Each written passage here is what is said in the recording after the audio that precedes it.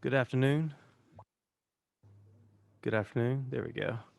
Welcome to our Thursday edition of the Special Committee on Election Integrity. As we always do, let's begin with a word of prayer, and I'll ask the Dean of the House, Calvin Smyre, if he will lead us. What number are you, Mr. Smyre? Eight? Okay, try now. Shall we pray? Dear Heavenly Father, we thank you for this day. We thank you for our being. We thank you for the weather that you've given us, and we ask that you continue to watch over us. We ask that you watch our deliberations, that we'll be doing good things in good order. We ask that you bless our travel to and fro this building and bless all that are assembled here today. In your name we pray. Amen. Amen. We as as we have done with our prior numerous meetings, as changes are proposed to the bills that we're working off of, we send to the committee members a new LC number. And the one you have in front of you today is LC 28032S. I want to publicly thank our legislative council. Those of you who aren't familiar, those are the attorneys at the Capitol that actually work for the members of the legislature and put together all these different variations of bills that we have. And this time of year, it's extremely hectic for them. We were a little delayed starting today because I was trying to get some additional language to bring to you today, which was not going to be able to be ready in time, and that's not their fault. But I wasn't able to get it ready, so I'm going to tell you now about the language that I was going to bring to you today, and will bring to you on Monday. It deals with two areas. It first deals with drop boxes in the House, and I'll be happy to answer committee members' questions about this. In the House language that you currently have in front of you, drop boxes. Oh, in the current bill.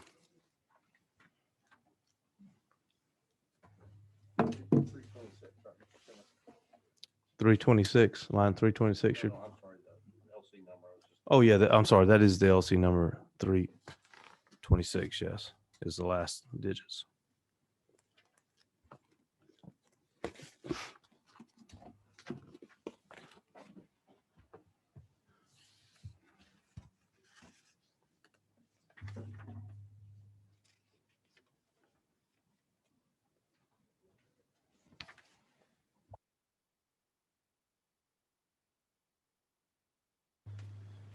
That's section 25 of the bill.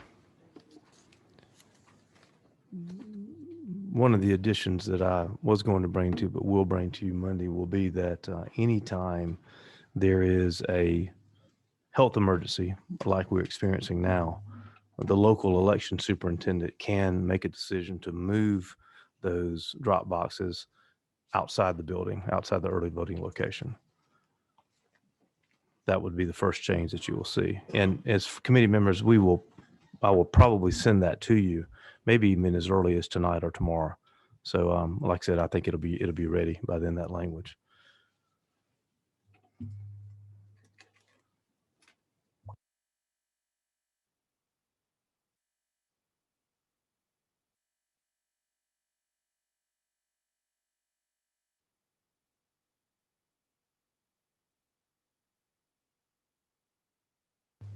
And Representative, anticipating your question, I went ahead and found the next section. It's section 27 that I'm about to talk about a change to. I will bring to you language that will provide for an additional weekend day of voting on a Sunday. The current bill addresses first Saturday and Sunday and second Saturday during early voting. The language I will bring to you will address another Sunday. And I'd be happy to answer any questions about that.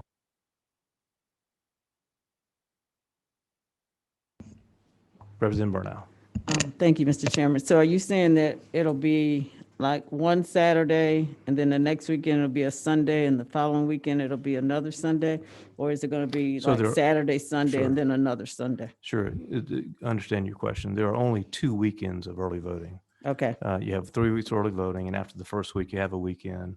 And then you have after the second week of early voting, you have a weekend. And it's confusing when the way we word it in the code, because when it says the third Saturday, it's really talking about the first Saturday of early voting. But I'm going to use the layman's terms. So for the first weekend of early voting, you would have a mandatory Saturday and an optional Sunday. And for the second weekend of early voting, you would have a mandatory Saturday and an optional Sunday. Thank you. You're welcome. Representative Alexander.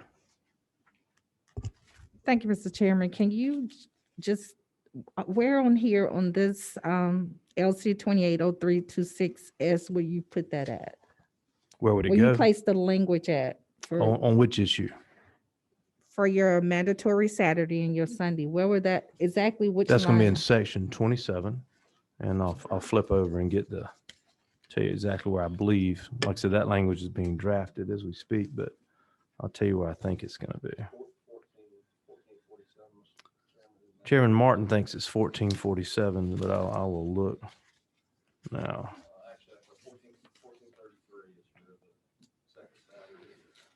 So that language will be in the area of in between probably 1431 and 1450, right in that range. Thank you, Mr. Chairman. Further clarification, can you just Sure. repeat what you basically stated? Did you say mandatory Saturdays? Yes. So in the code, as you know now, we do require one mandatory Saturday. And then because it is written, although that is all that is allowed, the one mandatory Saturday, because of the way it is written, it has been interpreted to not mean that, but mean other weekend days. So as we did with the original bill clarifying the original intent of the law, we will spell out that the 2 Saturdays will be mandatory and the 2 Sundays will be optional. Thank you. Okay, is that number 6? Is that Representative Martin? Representative Martin.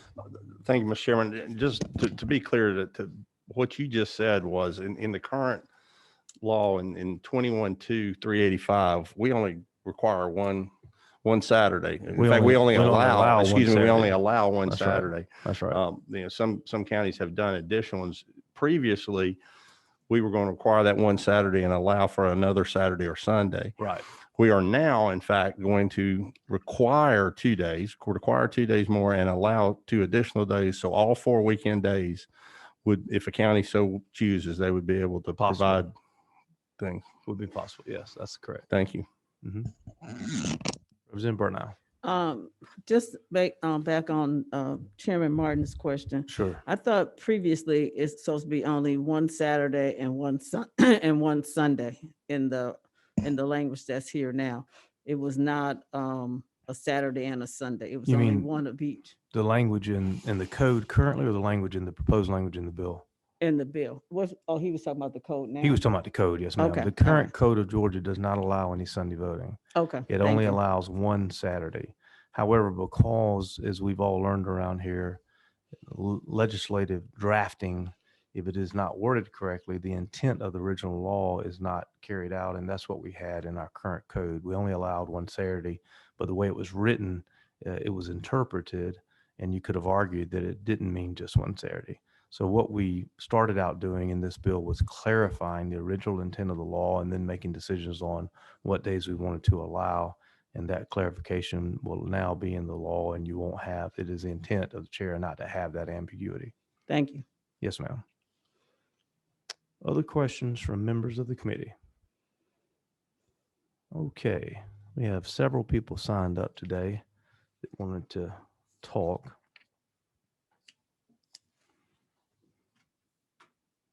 Okay.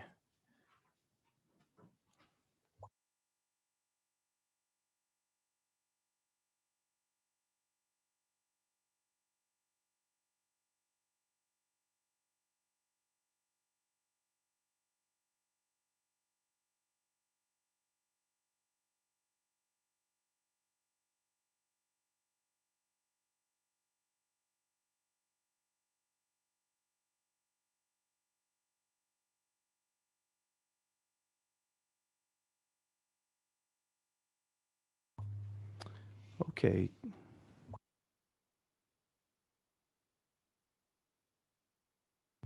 Okay, Carolyn Garcia.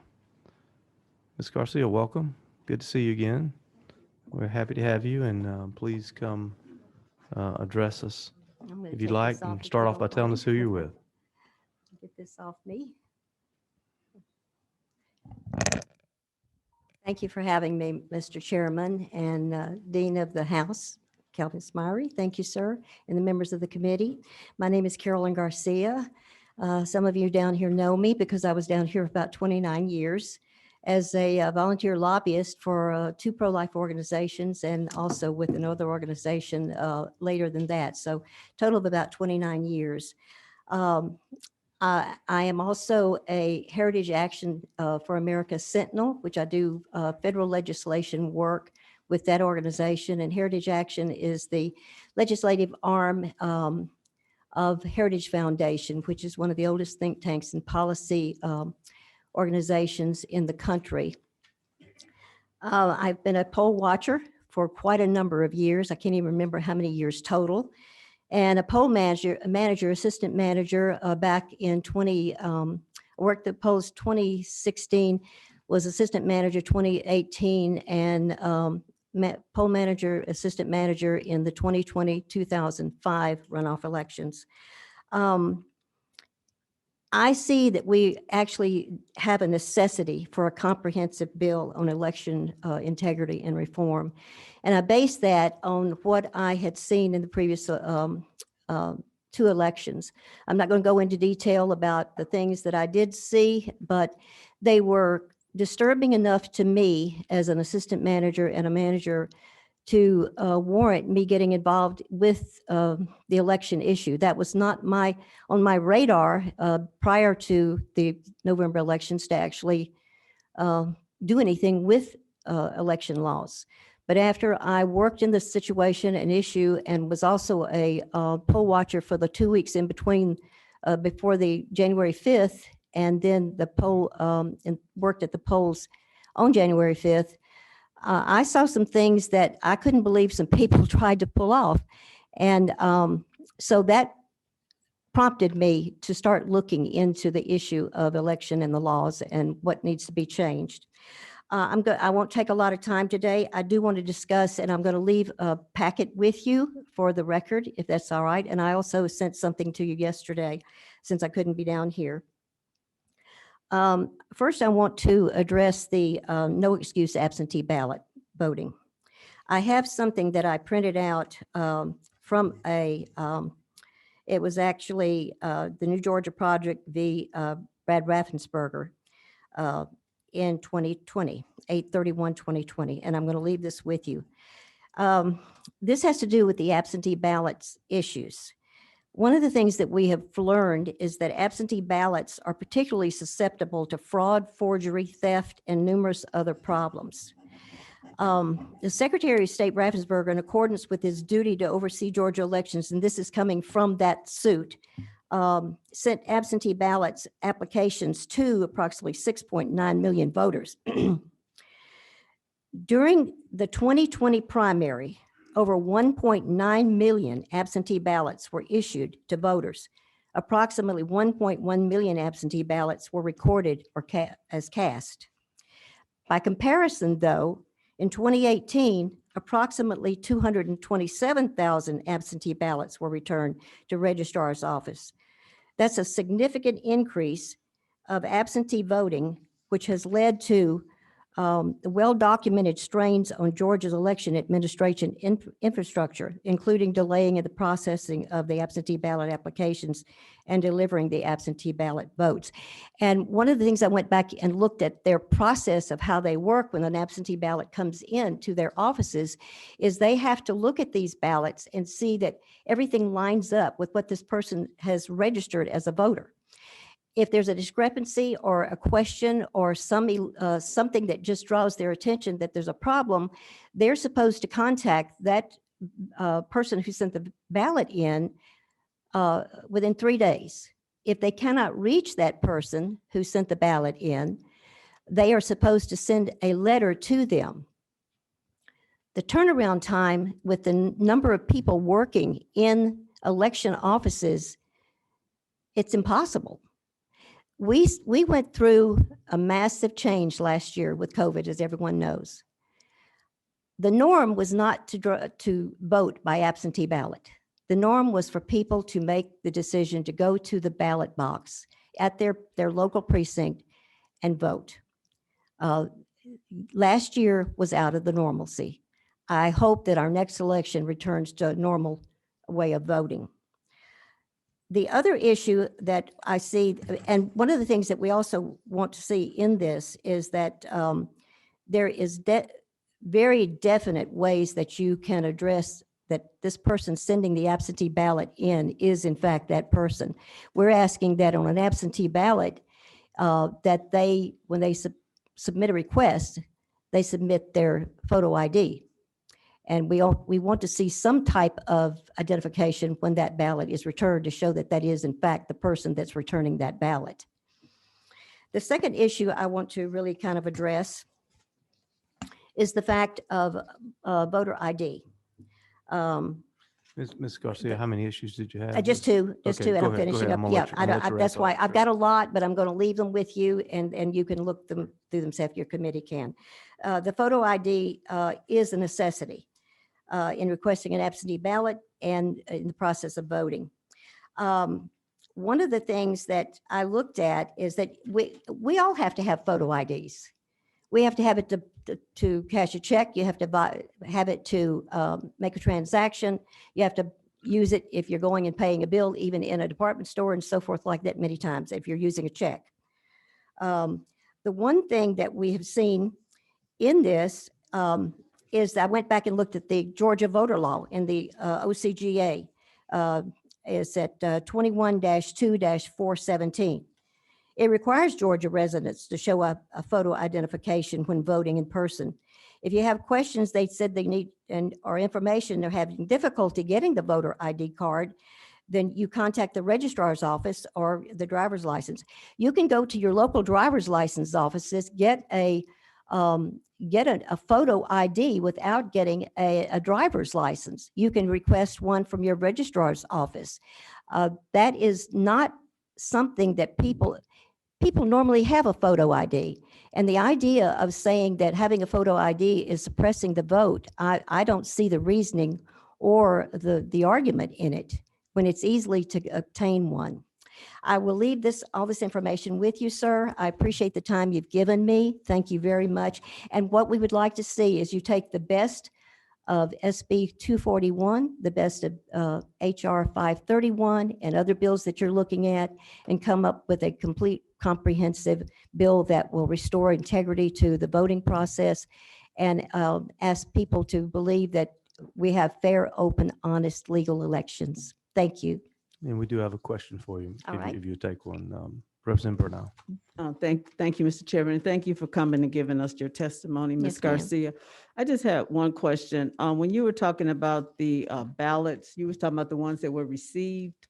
The absentee ballots? Uh-huh. Yes, The ma'am. ones that were you talking about the ones when the Secretary of State sent them out at the beginning of the pandemic when he decided to send one out to every voter? The blanket issue ones? Well, we see that, we believe that everyone should request their own absentee ballot under their own name with identification.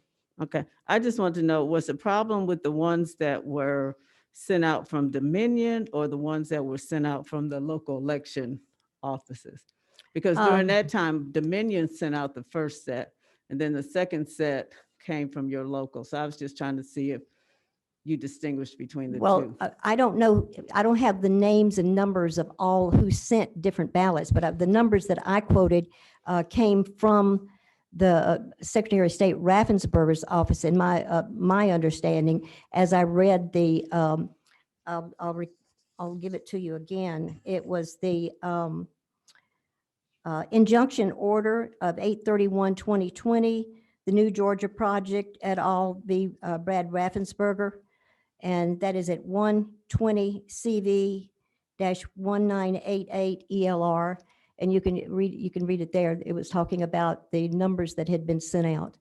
Okay, well, what I was asking, because see, the first set of ballots were sent from Dominion because they were able to like send out whatever specialty ballot that you needed for your county. Mhm. And then after a certain date, then your county sent out the absentee ballots to the residents. So I was just trying to get a distinction Uh, between the two. I see that that is a real problem because I actually talked to a number of people when I was at the polls working as a manager and one as assistant manager, that they mentioned to me that when they said, that I got an absentee ballot, I don't know if I sent it in because some people got 3, some people got 4. I talked to one person who got 18 and they didn't know which was which. And we need to correct that, whether through the legislature or the Secretary of State's office, that it's very identifiable that the requested absentee ballot is coming from the registrar or the Secretary of State itself. It's a formal legal absentee ballot is what we would like to see. If there's going to be third parties, then we really want to see major restrictions and them have a different set of circumstances they can send it out. Okay, well, Dominion is the one who's in charge of the voting machines. And so that was directly through the Secretary of State. I was talking Okay. about the actual ballot, not the people application process. No. Thank you. Thank you, ma'am. Thank you, sir. We have one other question for you, Ms. Garcia. Okay. Representative Chuck Martin. Yeah, thank you, Ms. Garcia. Thanks for being here. Good to see you again. Good to see you too. I think you got to the end of the, what we were, when I think you, just to make sure I'm hearing you clearly, I haven't heard anyone that got multiple ballots. I've heard a lot of people that got multiple I apologize. applications. Yes, I'll make a Just wanna- correction. I understood what you were saying. I will but make just that a- wanted to clear that has been a problem. In fact, isn't it true that I had a constituent that called me, that very sharp young lady in her 80s. And I mean that, but she was confused. She said, I don't understand, Representative. I keep sending it in. I must be doing something wrong because they keep sending me another application. And so she was sending in multiple applications, Mr. Chairman. So you bring up an excellent point. I just wanted to make sure I heard you right. It's Yes, the thank folks that you. were And getting I to will- It's the multiple absentee ballot applications. request. I will tell you though, that there are some people that did receive more than one absentee ballot. Yes, I had heard that And I also. think many thought they received several when they got applications. But I have a constituent that lives in my district that received 2, and I've seen the pictures of them. And what happened, we found out what happened in that situation with the pandemic. The counties, some of them were overwhelmed with the amount of absentee ballot requests they got. So the Secretary of State's office made a third-party service available to them to help them cope with, if they requested, they didn't Okay. have to. Some were able to cope with the amount of absentee ballots. And so my county got some help and the ballot went out, but it went to it was not delivered properly and got returned for some reason. So the constituent reached out to the local office. They canceled that first ballot and sent her another one. And then the one that was supposed to arrive somehow with the post office did arrive after she received her second one. So there were instances, probably given what we were going through. We are trying to, in the bill that we have passed in the House and some of the Senate language, remedy that in several ways. Thank you. One way is that we now require people sending out these absentee ballot applications to check with the public information to make sure you have not already voted or you have not already voted or asked for an absentee ballot. If you have, we ask them not to send another one because of that confusion.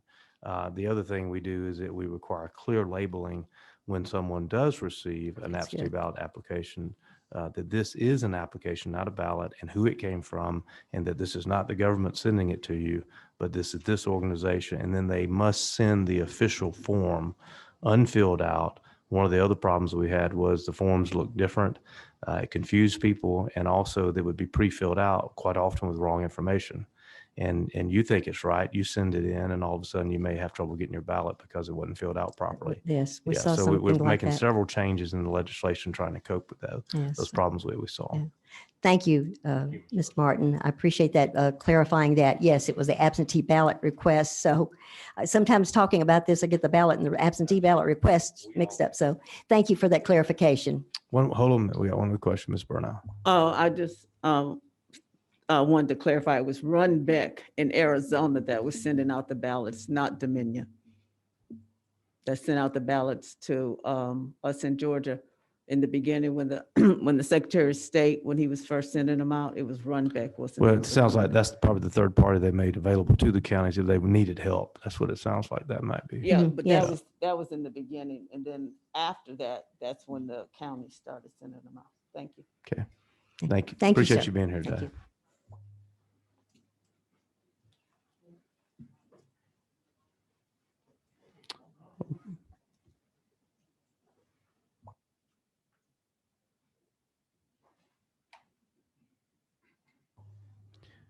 Uh, Is it Anna Dennis? Anna Dennis? Anna? Okay. Ms. Dennis, good to have you today. Welcome. Thanks for having me. It's actually Anna Dennis. Anna. Yeah, Ms. Dennis, thanks for coming. Just tell us who you're with and we'll be happy to hear from you.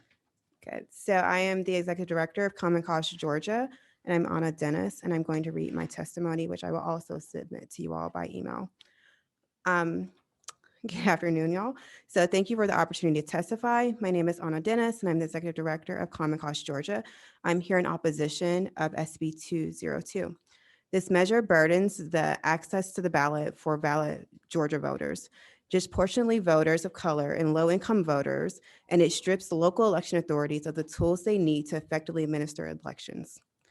Among more of this problematic provisions is Section 33 and 34 of the bill that would eliminate partial counting of provisional ballots cast in the correct county, but at the wrong precinct, except for those casting ballots after 5 p.m. on Election Day. This would eliminate votes cast by the valid voters in races in which they are fully eligible to vote, resulting in their total disenfranchisement. While in the state, they may have an interest in directing voters to their correct precinct so they can cast their ballots by the law.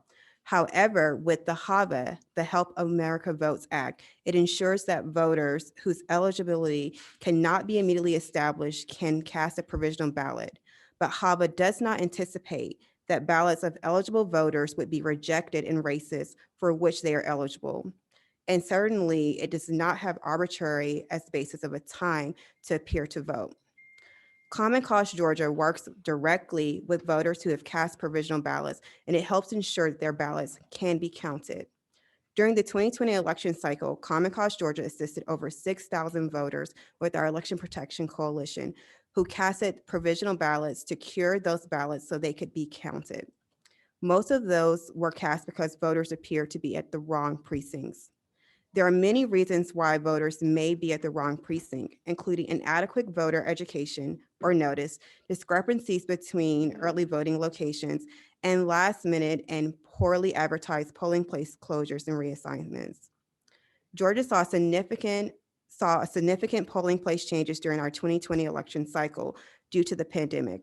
There were counties that experienced more than 90 polling place changes. The upcoming redistricting process will also change precinct lines for many voters, increasing their likelihood of appearing at the wrong precinct.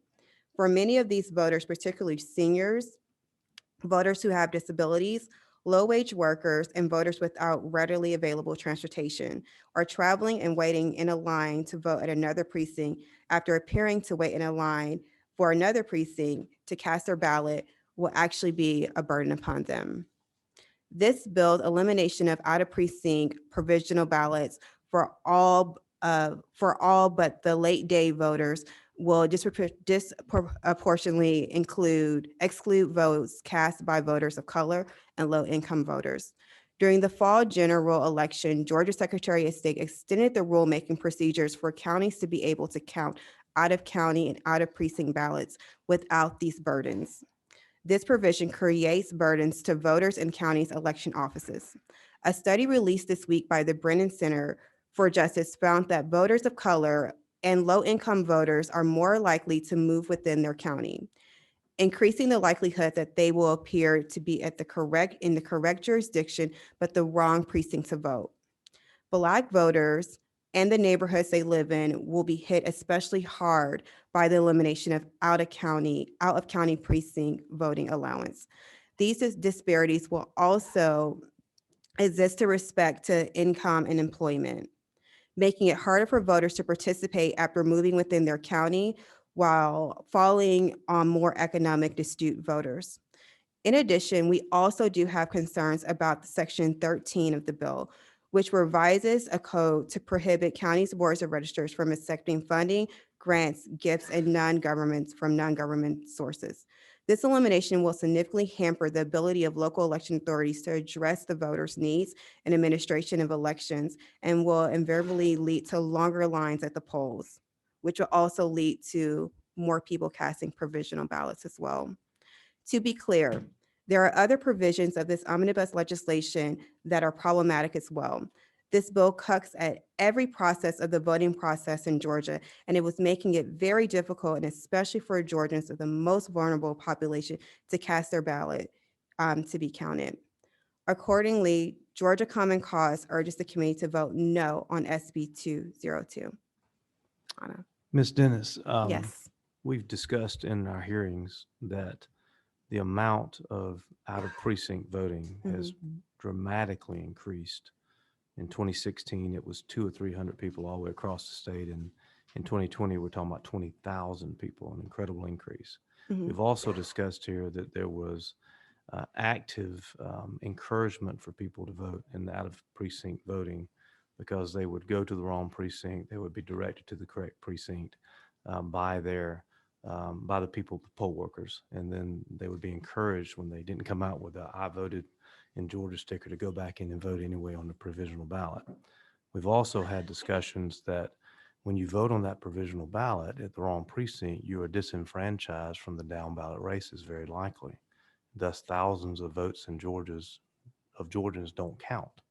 And so this bill begins to attempt to turn that around, to encourage people to vote in precinct and end the encouragement of people not to vote in precinct. The other thing is we design our precincts so that they're set by numbers.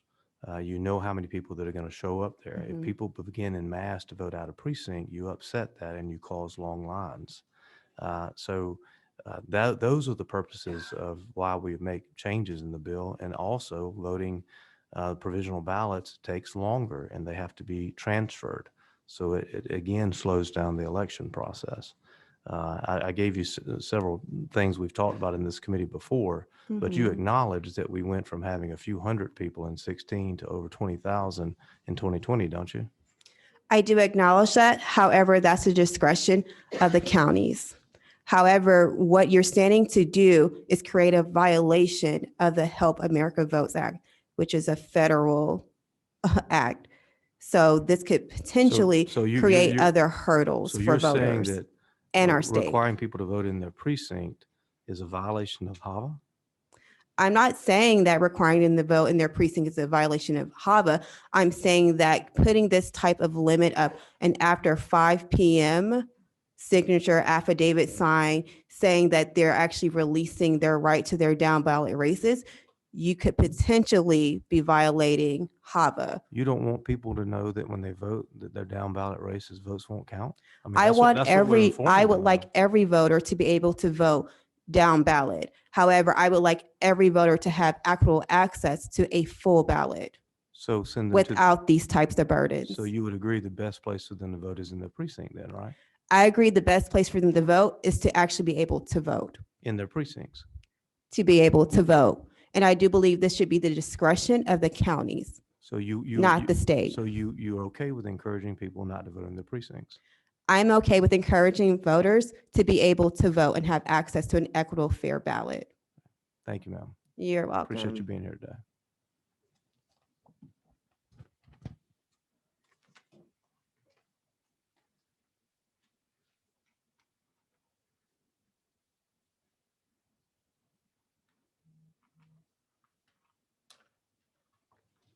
Mr. Serrano?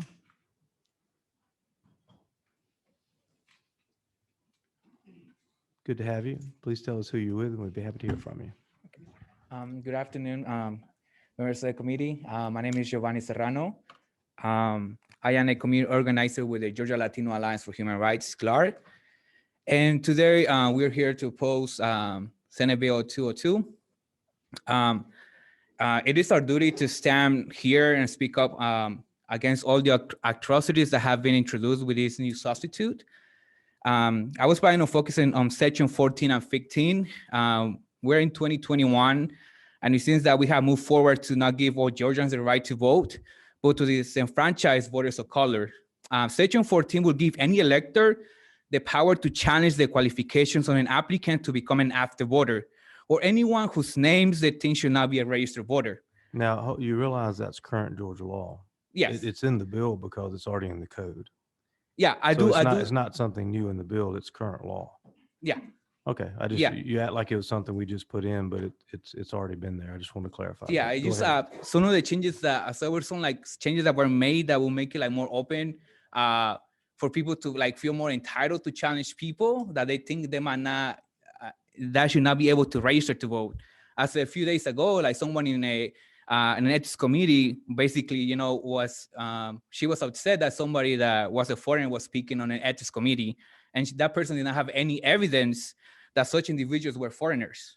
And now this will basically allow more people. It already entitles people to not prove of individuals that they might not seem fit to be a registered voter. As So we, let me ask you this question.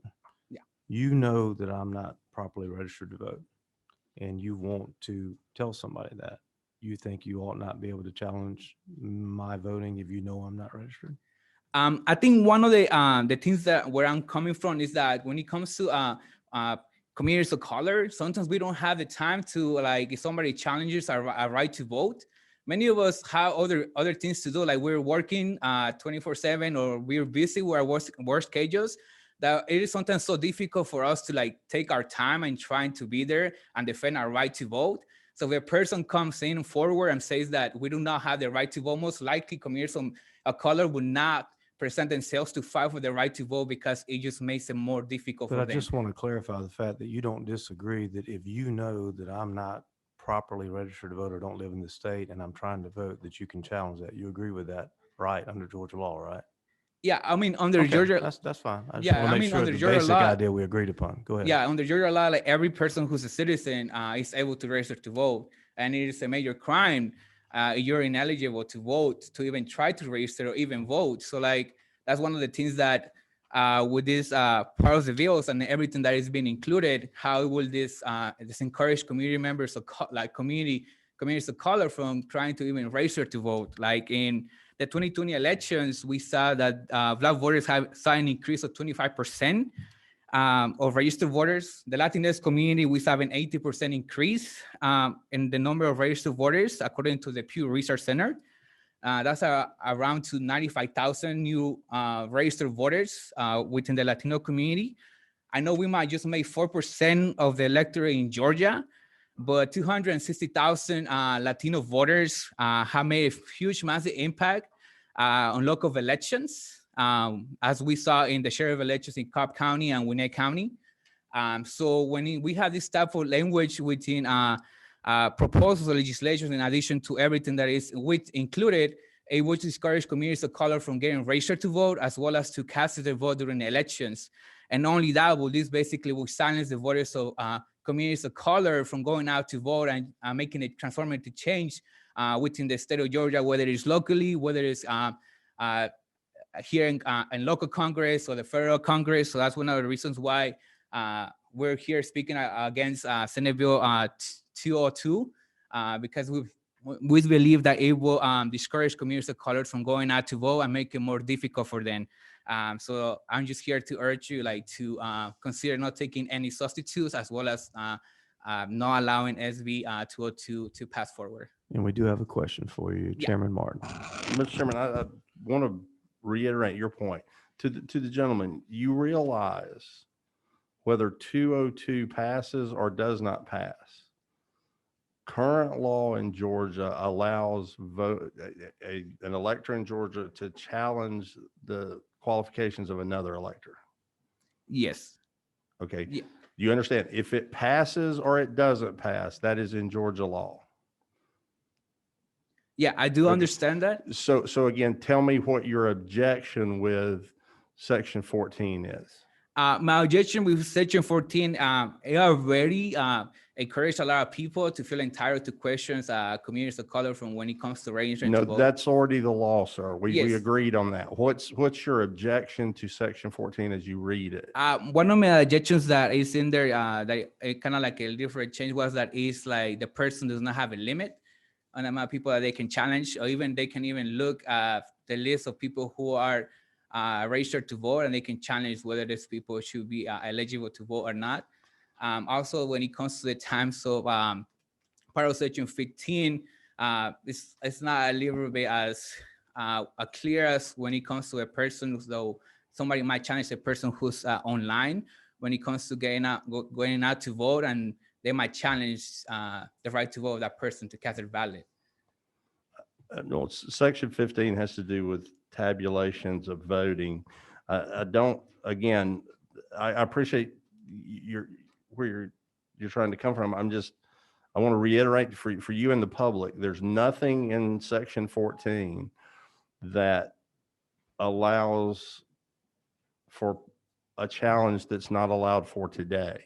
It does, in fact, specifically say the challenges shall not be limited. I'm not sure that silent that they would be limited anyway, but it makes clear that they're not. Your point is well taken. There was and always has been challenges in Georgia law because it's been around for a long time, but there were questions asked about, there is no limitation in current law. There is no comment. And- It's just but make there were belts and- questions belts from and various boards of suspenders. elections of whether or not that meant that they could put a limit on it. But since it's not required in Georgia law, we clarified that. That's all that section. does. That's what I was trying to get to the gentleman, so that it's essentially, if anything, in lines 574 and 577, it requires the Board of Election to deal with it, so the voter being challenged can be cleared if they're correct more quickly than having it. One of the hang out. problems that we saw during this past pandemic, because it was so unusual and so different, there were many issues that were raised about, oh, how is it supposed to work then? And much of the language in the bill in front of us today is dedicated to trying to make clarifications in many locations about how it should work and how it does work. And it's things that we never had to really deal with before, and the pandemic is one of the main reasons for that. Anything else? Representative Bernal? Thank you for coming. I think what you're trying to say is that you don't want individuals of color to be harassed or for them to go overboard, even though it's in the law. But we know that people will make exceptions. And so they will continue to ask a person questions. And like you said, if I work hourly and I only have so much time to vote, I'm not going to be able to keep asking all those challenges. So you're saying that people, that even though it's in the law, but people will take advantage and overdo things. Yes, just most definitely. And that's one of the reasons why I mentioned the example of just like somebody, being upset that a person they think it's a foreigner that is speaking in a committee, should not be speaking there, but then they don't have no evidence. So then it's just like, we'll make it feel like a false claim. And then the community member impacted by that, then we'll have to deal with everything in general to try to make sure that he gets his right to vote. And in most cases, they won't have the time to be present or trying to, litigate and fight for the right to vote. So Thank you. Thank you, sir. We appreciate you being here today.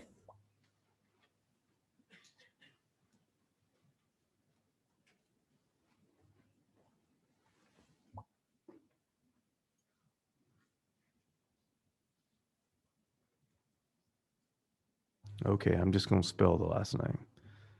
Winickakal. I usually give it a shot, but I'd rather try to do better. Welcome. Thank you.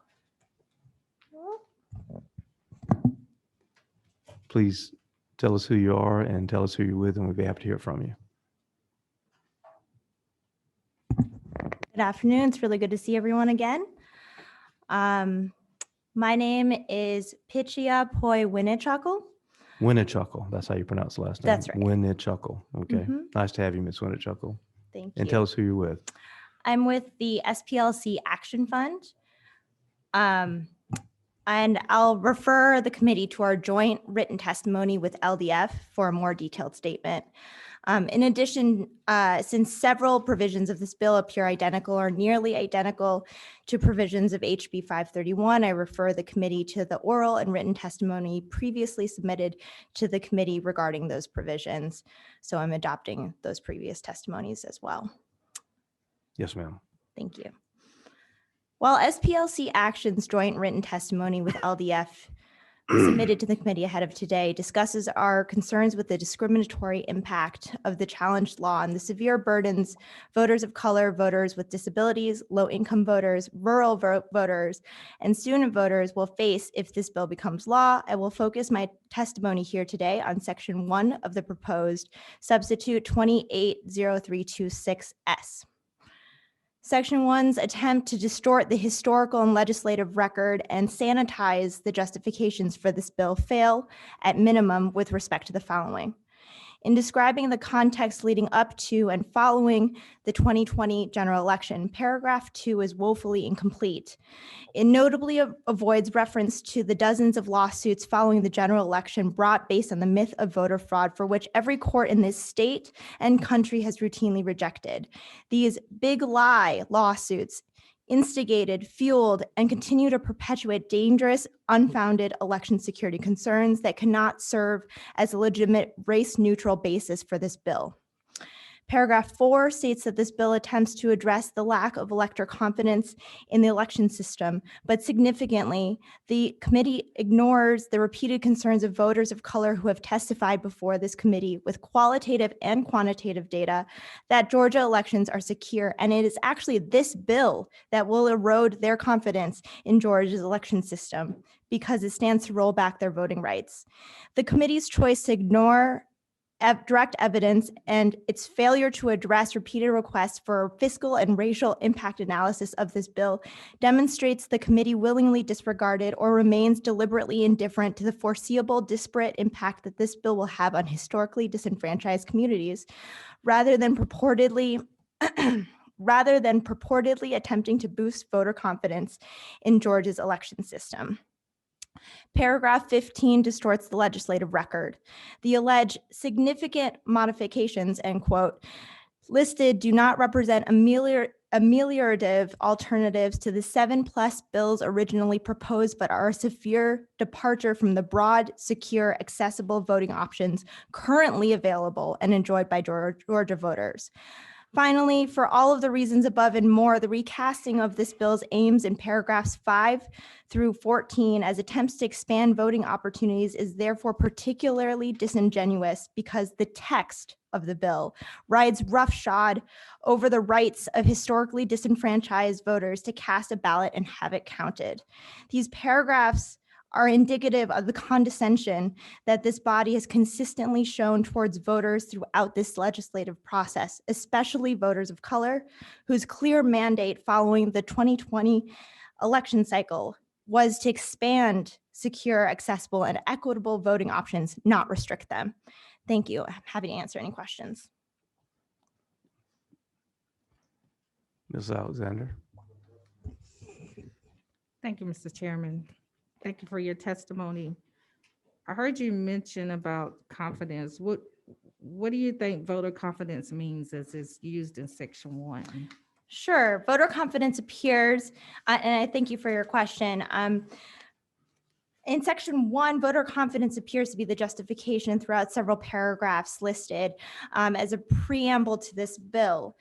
Although in paragraph 1, line 66 through 68, again, this is LC 280326S, states that there were allegations about rampant voter suppression and rampant voter fraud, yet the majority of this bill and throughout the legislative process and hearing various provisions of this bill have clearly founded the justifications of this bill on issues of election security and voter fraud that I have, again, before this committee in written testimony and just now have explained that there is no justification for because there's no basis to show that there has been any widespread voter fraud in Georgia.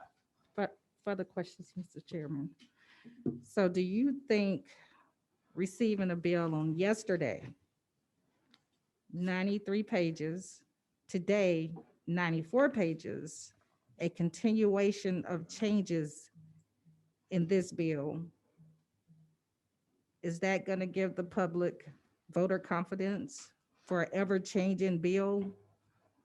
And that's another great question. If I hear your question correctly, I do not think that the continuous iterative changes to this bill, none of which have been available publicly, inspire any voter confidence, thereby, again, taking the legs out of the justifications listed in section 1 of this bill. Let me ask you a question. If it wasn't available publicly, how do you know what's in it? It was available by social media, which is not through a public means through this assembly. So you're absolutely right. What I could be reading right now could be completely made up.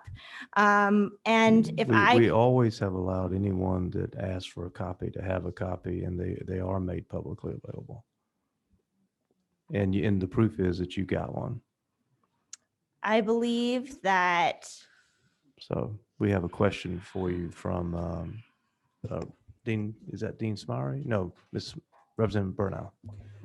Thank you, Mr. Chairman. And to that point, even those members of the committee, as was stated yesterday, we didn't receive the copy till an hour before we were even coming in here to meet. Representative Burnell, how many days would you like for us to wait before we vote on it after we give it to you? I'll get back to you on that. Okay. But I have a question for her now at this time. Would 3 or 4 days be okay?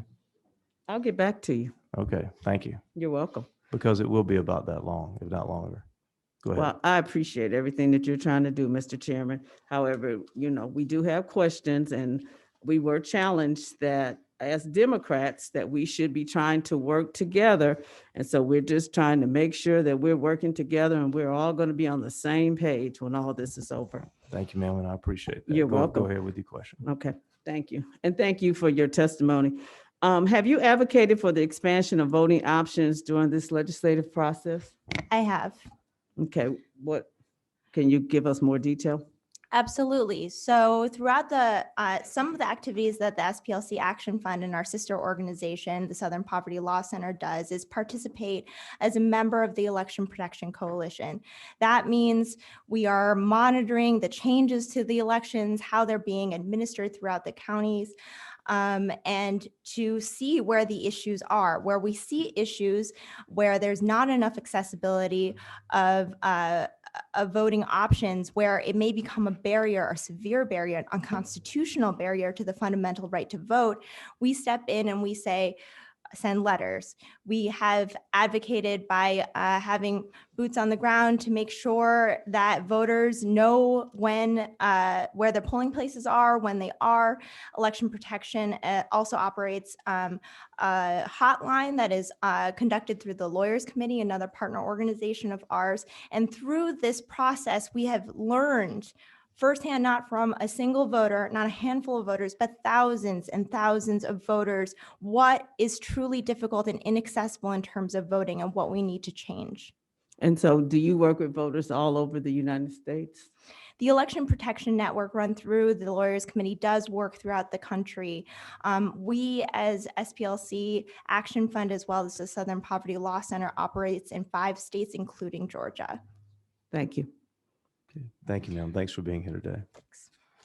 Okay, is there a Jody here?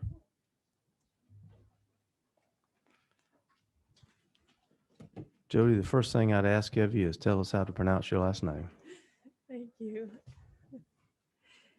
Thank you, Mr. Chairman and committee. It's Jody Diodati. Diodati, okay. Ms. Diodati, good to have you. Thank and you. Tell us who you're with, and we'd be happy to hear from you. I'm with Fight to Make It Right here in Georgia. And I'm a little nervous. This is my first time to address the committee, but I'm very passionate, as is our group. And I have had a good amount of time to go through House Bill 531 and Senate Bill 241. And I believe that if they had a child, this bill that we're discussing today would be it. There are a lot of things in this bill that I advocate for, and I do stand for this bill. Although there are some things that we would like to see tweaked in this bill. First of all, we would like to have considered In section 5 regarding the State Board of Electors, that those positions be elected positions, not appointed positions. They hold a lot of power with the Secretary of State, over the Secretary of State, actually. So we'd like to see if those could possibly not be appointed but elected. Next, in section 8C, we would like to see a cap of the donations that the state could receive. And I know that there's verbiage in there to be distributed across the state, but we would like for that to be put into law that there is a cap for that. In section 11B, regarding the State Board of Electors or the Secretary of State, in appointing 3 people for the Performance Review Board, we believe that even though the verbiage states that 1 is from the elections official office, is from the elector office, 2 local election officials not from that county or municipality, we would like to see the verbiage changed to not adjoining county or municipality, if we could. Then moving down, and I'll just be really quick, section 19B regarding the portable or mobile voting facilities, we would like for that verbiage to be adopted from 241, section 5B, regarding how that location is determined. And then in section 22, the verbiage in there is a direct lift from the House Bill 531, which states security paper. We would like to see an adoption of the verbiage in your Senate Bill 62, section 7, which truly outlines what you mean by security paper. In section 24, this one not so much, but I'll throw it out there. It says that anyone who mishandles a completed application for a ballot is it's only seen as a misdemeanor. We would like for that to be taken up as a notch as well, to be seen as a felony, because that is the precipitus to our right to vote. Lastly, I would like to say section 28A1A, it addresses to keep the absentee ballots stored. The verbiage is to keep the absentee ballots stored, secured, and unopened until the closing of the polls on the primary or the election. And there's other verbiage as well. We would like to propose that that be the standard for dealing with absentee ballots, that they are not opened, processed until election day or primary day. And on that last note, that is something that we discussed a lot, because there is a benefit to what you're saying. The downside to it is that you begin to have the scenario that we had during this last election, where you're counting ballots at 2 a.m. Yes. and the public doesn't have the results. And so the balancing act we were trying to do is to avoid that scenario, because as I have said many times before, your mama taught you when you were young, not a lot of good things happen after midnight. and it I just remember you saying that. adds to suspicion, when the wee hours of the morning you're still counting. And so many counties, because they followed the rules that were laid out because of the pandemic, and we knew we'd have such an onslaught of absentee ballots, and they are difficult to deal with by comparison. The counties that started early did get through voting, tabulating. And so that was I understand your point, and I'm acknowledging, and I'm just trying to say that's the balance we were trying to strike. Yes. Yeah. Thank you. Yes, ma'am. And so that's Any it. other points? No, I would just like to talk about, just real quickly, just to make a point, that there is a provision in the Georgia Code 212-417 that if you do not have a driver's license, voter ID card, social security number, you can use other forms of identification to show that you could use a utility bill or some other thing. So I'm not sure, when people say that there's voter suppression by using these measures, that if they go to look in that bill and in that code that's already law, there is a laundry list of ways to identify who you are outside of those more what would be considered constrictive measures. You are correct on that. All right. Thank you. Thank you so much I for being here appreciate today. that. We What a good appreciate it. experience. And for your first time, you did great. Yeah, thank you.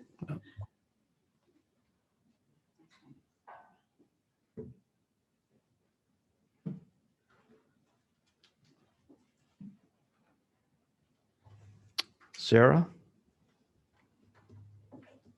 Yeah, I'm going to make you pronounce your last name too. I know your middle name is Tyndall, but the last one is It is gazelle, like Good. the deer. Gazelle like the deer. Yes. Okay. Miss Gazelle, good to be here. Thank you Good so to have much. you with us, rather, and we'd love to hear from you. Thank you, Mr. Chairman, members. My name is Sarah Tyndall Gazelle, and I'm a Cobb County attorney with election experience both in Georgia and across the globe. I'm here today to speak to the various sections of SB 202 dealing with election oversight and administration and management, and how this bill, in a dangerous anti-majoritarian move, concentrates power in a handful of individuals, all appointed by the General Assembly, with virtually no oversight or accountability. First is Section 4, which removes the Secretary of State, a constitutional officer, from voting membership in the State Election Board, and it instead gives the General Assembly sole authority to appoint a new chair by a simple majority. That leaves 3 of the 5 members of this State Election Board being appointed by the General Assembly by a simple majority. And that's an absolute majority on the State Election Board. And the State Election Board has both quasi-legislative and enforcement authority, and other provisions of this bill actually increase the enforcement authority. If this were truly intended to be a nonpartisan position, we would see this position elected by a supermajority, as we've seen in other drafts of other bills in this legislative session. Let me ask you a question on that, Counselor. If you require a supermajority election, you lead to the possibility of a standstill, correct? That is correct. And in fact, I think it's entirely inappropriate for the General Assembly to be appointing 3 of 5 members entirely. Do you think it's inappropriate for them to appoint 2? No, I do not. So 2 is good, but 3 is bad. That is correct. Okay, go ahead. 2 is membership, 3 is a majority. Go ahead. Let me ask you this question. We also appoint all members of the Georgia Board of Transportation. Are you opposed to that as well? You're elected members. The State Election Board oversees every single election, which is responsible for every one of you being here. It is entirely a different situation to have the Board of Transportation versus the State Election Board. The governor With gets all to due appoint respect. all the Board of Regents. Is that a bad model? Again, this is an issue of self-dealing.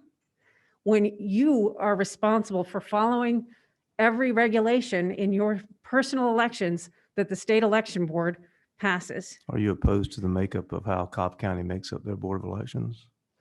That is local legislation. Every single county has their Board of Elections under local legislation. And in fact, who other decides- provisions let of me ask you a question. Who decides what the local legislation is? that is the The correct? legislators in each So we as county. legislators decide how we will actually be elected because we decide our own Board of Elections, and those are the counties which we're elected from, correct? But they frequently do not maintain that power themselves. Sometimes we can if we want to, and sometimes they do. That is correct. I'm just trying to see how consistent you are in your analysis. Well, Go ahead. when I see the county board of elections is made up entirely of if the local legislators would make up an entire county, I would find that inappropriate. However, in our system of devolution of power and local control, that is the way we have it. But in fact, sections 5 and 6 revoke very much a great deal of this local control and would allow these 3 members of the State Election Board to entirely disband a county election board and replace them with a single individual who has full authority over the entire election administration of that county. And now what you're speaking to is the provision of the bill which allows for, if you have a complaint by legislators, county commissioners, or the State Board of Elections themselves, and hearing in due process that a county has been having problems with their election, and then there can be someone to come in and attempt to correct that. You're speaking in opposition to that process. I am speaking in opposition to a process which allows a single individual to take over the entire election board and have Well, full, how will a single individual take over the entire elections board when it takes the State Board of Elections to take that action? well, that my point is the state election board can appoint an individual to replace a county superintendent. A county superintendent is a county board of elections. And the way this is written, No, sometimes it's a probate judge. right, in about 35 or so counties, we have a probate judge. Close to 40, yeah. I did not do the count, but that leaves close to 120 counties that have boards of elections, all selected by whatever their local legislation chooses. Right. And giving the authority of the state election board, which again, under the previous section, is basically controlled entirely by 3 appointed positions from the General Assembly. It is a concentration of power that is inappropriate. And by restricting counties from being able to expend public funds to defend this in court, you've basically pulled it away from even any judicial oversight. So I am speaking against this construction, which came from House Bill 701. And I would encourage all of you to reject this and go back to the drawing table and create a system in which there is at a minimum judicial oversight before a county election board can be completely dismantled. And I'm happy to answer any questions. Representative Alexander. Thank you, Mr. Chairman. So I know in Kentucky, they tried a similar legislative power grab model a few years back, and it was ruled unconstitutional. Under the Kentucky Constitution, but in Georgia, we have the authority to do this. Further Go- questions? Go ahead. What other states have a similar election model that places such extraordinary power in the state legislature? Do you know of? I am not aware of any state which would concentrate so much power in such a small group, particularly people who are under the authority of the same board. Further questions? Yes, ma'am. So if you look through sections 2, 5, 6, and 11, and I'm assuming that you have, since you're talking to that, the majority of these provisions were never really debated in the House or the Senate. This is the first time we're seeing all of this for a House and state takeover. To you, do you think that this rush process severely jeopardizes the election integrity, since this is what this committee is? Representative Alexander, I'm going to allow her obviously to answer the question, but I do want to correct what I believe is your statement. The Senate actually sent us 2 separate versions of this format. One in a bill by the President Pro Tem of the Senate and another by the Majority Leader, Senate Bill 241. And we also debated these same measures in this committee as well. But go ahead. Thank you.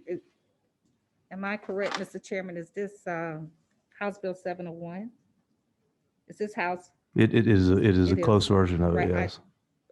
I was in the subcommittee. I just don't remember seeing House Bill 701 being debated in this committee. Well, as I understand, there was a hearing and it was discussed, and you're on Representative Shaw Blackman's subcommittee.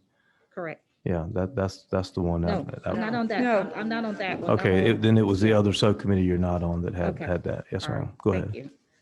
Thank you. I am not aware of any subcommittee hearing of this particular bill, and I think that it has not been thoroughly fleshed out. And I would certainly like to hear the opinion of members of boards of election on this particular provision. Thank you. Representative Bernal. Yes, thank you, Mr. Chair. And with just a follow-up with Representative Alexander, is it possible, because I know I asked yesterday that in other committees, the senators speak to their bill. Is it possible that the Senate, whoever wrote the Senate version, the author of that bill, if they could maybe come and explain this part to us, since if this is the part that came from the Senate? Well, I can tell you, I know that the President Pro Tem of the Senate did testify before our hearing, and he testified on his bill, which had a version of the ability for, through due process proceedings, to step in and deal with a county board of elections, which is not functioning. So I know that did happen for this committee because I remember asking him questions about it. Okay, thank you. Yes, Okay, ma'am. how will a massive unprecedented state legislative takeover of election authority from local and state election experts lead to an increased confidence in our elections? That is an excellent question and one to which I do not have an answer. Thank you. But I do. Fulton County, unfortunately, has so many The years. chairman, I gave somebody an article from the year 2000. They read it and they said, well, this is what happened this year. I said, no, look at the date on there. It's from 2000. These problems in certain counties have been so reoccurrent. And right now we're seeing the Fulton County Board of Commissioners and the Fulton County Board of Elections actually struggling against each other to decide who the election director is going to be. It unfortunately has gone on regularly. If you look at how many times they have appeared before the State Board of Elections, if you look at this last election where the filming came from at all hours of the morning and the questions and the problems, our hope is if the legislature approves a method, it will actually be an incentive to the counties, and it's only a handful, to get their acts together so that they don't give all of us the impressions that we saw in this last elections process. And I will stress to you, this requires due process. It cannot happen overnight. There have to be recommendations from elected officials or the State Board of Elections to even begin a review.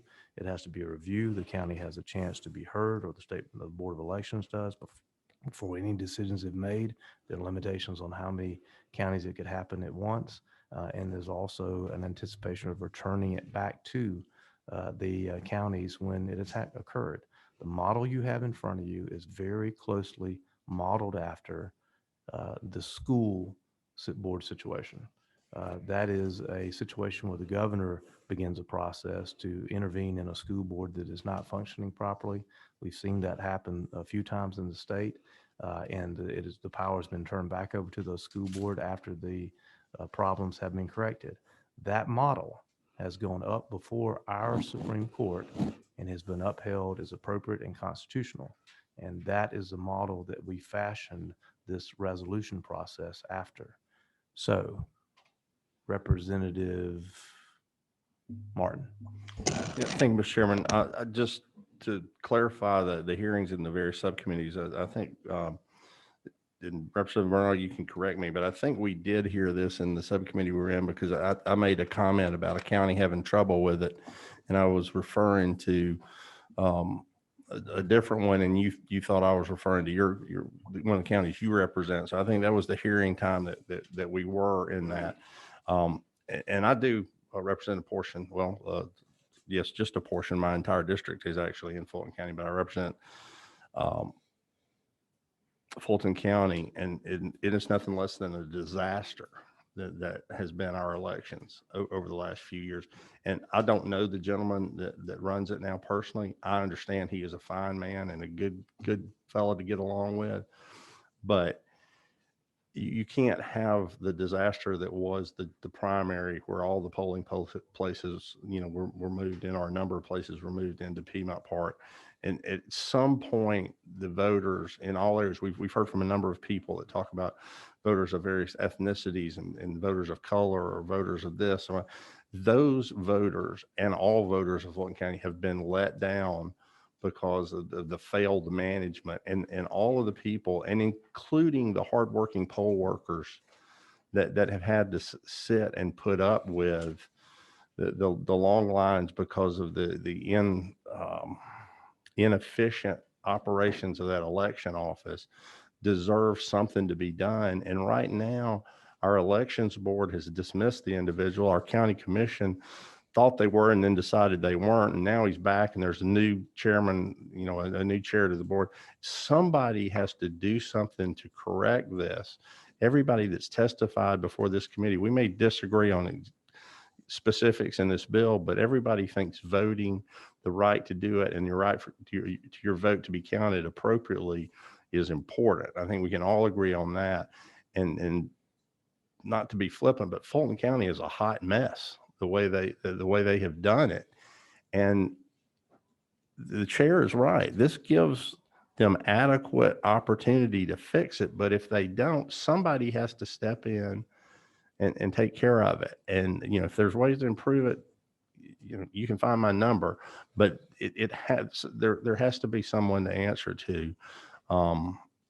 So I appreciate, I guess the question for you is, I appreciate your comments on it. If you have further thoughts, I'd be interested in them, but I don't agree with the statement that this is a vast legislative takeover. I think the chair made it very clear that we have this availability to do for school systems. I think it's happened twice in the state that I can Well, recall. maybe a since- couple more times. than maybe that. a couple more times, but it happens, it gets fixed, and it goes back to local folks running it like it should be. And we hope to do this to improve the process. And in my county of Fulton, it needs it bad.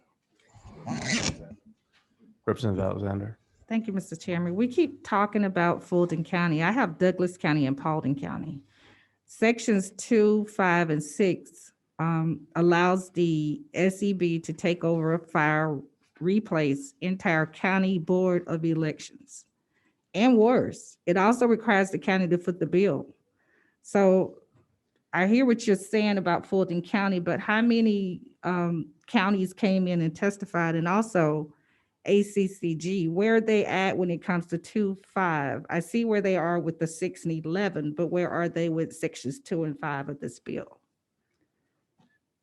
That wasn't directed towards you, but we're going to see if Representative Bernal is. Yes, thank you, Mr. Chairman. And you are right, Chairman Martin, he did bring that, and I did bring that up because just because you pick a model doesn't necessarily make it right. But I do have to defend Fulton County. I realize Fulton County does have some problems, but I've been on this election committee since I've been down here. And everybody has talked and talked and talked about Fulton County. And if it's a county I live in, I'm going to do what I can to fix my own county before I come down and keep talking about them being a hot mess. Because in the previous election, Fulton County did an excellent job. And then when they did get the buses and all those things, mobile voting, then they were criticized. So Fulton County is not going to ever win. I'm from Detroit, and I know people talk about Detroit, and so goes Detroit, so goes the state of Michigan. So goes Fulton County, so goes the state of Georgia, since most of those businesses are in Fulton County. So I just don't see, if you're going to keep talking about one county, what have we done to help that county?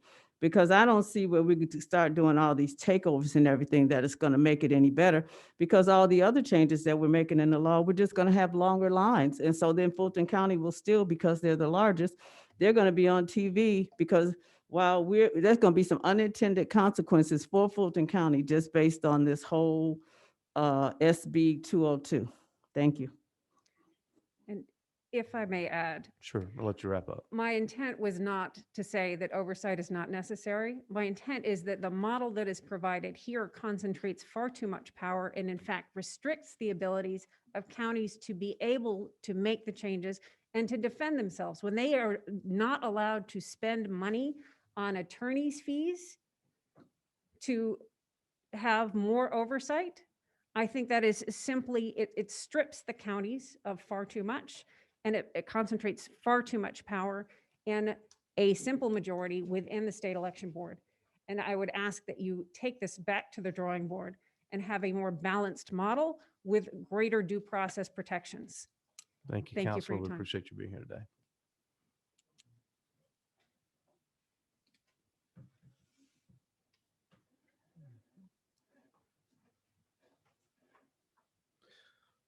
Marcy McCarthy. Ms. McCarthy, did I pronounce your last name correct? You sure did. Thank you for being here today. We'd be happy to hear from you. Please tell us who you're with. Certainly. Sorry. Thank you for having me today. I'm Marcy McCarthy. I am with the DeKalb GOP and the Georgia GOP. So I wanted to say thank you again for the opportunity to be here. We are in the final days, as we all know, of our Georgia legislative session for 2021, and voters are overwhelmingly supporting laws require that show identification before casting their ballots. And in fact, yesterday, we heard from Rasmussen reports that 75% of the Americans want to have some type of voter ID involved in their voting. So here's some facts for all of you. In 2007, Georgia began requiring its voters who cast their ballots to present one of 6 forms of acceptable voter ID. this law was actually pre-cleared by our US Department of Justice, and it was found to be non-discriminatory and met all the applicable legal standards under the Voting Rights Act of 1963. In Georgia, voters can obtain a free voter card from any county registrar's office at the DMV. Voters who do not present required ID may actually cast a provisional ballot, and those who cast the provisional ballot for this reason must provide a proper identification to the county registrar's office within 3 days after the closing of the polls. And if the voter does not cure their ballot, then the provisional ballot would not be counted. Georgia's experience with minority voters also directly refutes the claims that voter ID laws have somehow prevent racial minorities from actually voting. And I was actually quite disturbed to hear a lot of the people here that are against the bill diminishing the abilities of minorities in Georgia. These bills are not about voter suppression, not even close. Rather, they're about restoring fitness, faith, integrity, and trust in Georgia's elections. Voting is our most sacred right as Americans, and I'm asking you that we trust but verify our vote. And I've gone through the large package of legislation, and I wanted to bring to your attention a few items that I wanted to discuss with you today. First, in Section 24, Section B, I'm pleased to actually see the enforcement of $100 per duplicated ballot when there's a violation of that. I was a vote review panelist in DeKalb County, and the duplication of ballots were actually done by election office workers in an undisclosed location without supervision during the general and special elections. They were actually duplicated by a bipartisan review panel in the summer elections, which brings me to my additional point of Section 38. We need some more clarification on the duplication process because it should never be done by election office workers in an undisclosed location whatsoever, because it offers an opportunity for fraud or the inaccurate duplication of those ballots. Additionally, in that Section 38, it does not address the fact that UCAVA and military ballots have to be duplicated because they're completely incapable of being read by our scanning technology that is in place today. So all the duplication in all the metro counties, to my understanding, were done by election office workers without any bipartisan or any type of oversight whatsoever. Section 25 is the absentee ballots need to be stored in a single location, not in multiple locations, and it does not address delivery and transportation of the absentee ballots. Essentially, election offices became de facto delivery services of absentee ballots, forcing a lack of chain of custody in our absentee ballot system. So the integrity of them is in question in many instances. Finally, in the entire election bill, I was very disappointed not to see any legislation around adjudication of ballots. As a vote review panelist in DeKalb County, we had a nonpartisan review panel operating independently for 5 days without any oversight in adjudicating ballots electronically. So we had no ability to audit the work that was done. Actually, we had no understanding if they could undo the bipartisan review panel adjudication, and there were sharing of passwords and IDs. Do you have any questions? Thank you for your testimony. I'm really not clear. Can you explain to me about the duplication process? And you said they went off. Whose ballots were they duplicating when they went to this undisclosed location? Certainly. So the duplication process is when the scanning technology is incapable of actually reading the absentee ballot. So it requires a duplication of to a pristine ballot. The ballot could be marred, disfigured, cut in half, and as in many cases with the absentee ballots, we saw that actually, that they physically were dismembered actually, or had spillage or writing, making it completely incapable. Additionally, what I mentioned is the UCAVA and military ballots, they cannot be actually scanned at all. So they require 100% duplication. In the summer elections, we had a bipartisan review panel perform the duplication of the ballot. In that, as a Republican, I would read the contents, and it could be either sequence, but this is how it was performed. A Republican would read the contents of the original ballot to the bipartisan counterpart, in this case, the Democrat. They would transcribe the contents of the ballot. We would swap the original ballot for the new ballot and read it back to each other to ensure that that new ballot had the exact transcription of the voter intent. We were supervised by election office supervisors when we did this task. In the general and in the special election, that task of the duplication of ballots was done out of sight by election office workers. We had no understanding of what was being duplicated, when it was being duplicated, how many ballots were being duplicated, and most importantly, if the voter intent was making its way through the entire process. Most people don't realize that voting by absentee ballot requires a tremendous amount of human intervention. It is actually more expensive, and the odds of actually the voter voting with its true intent is actually a much probability lower in that of voting in person. Can I ask another question? Certainly.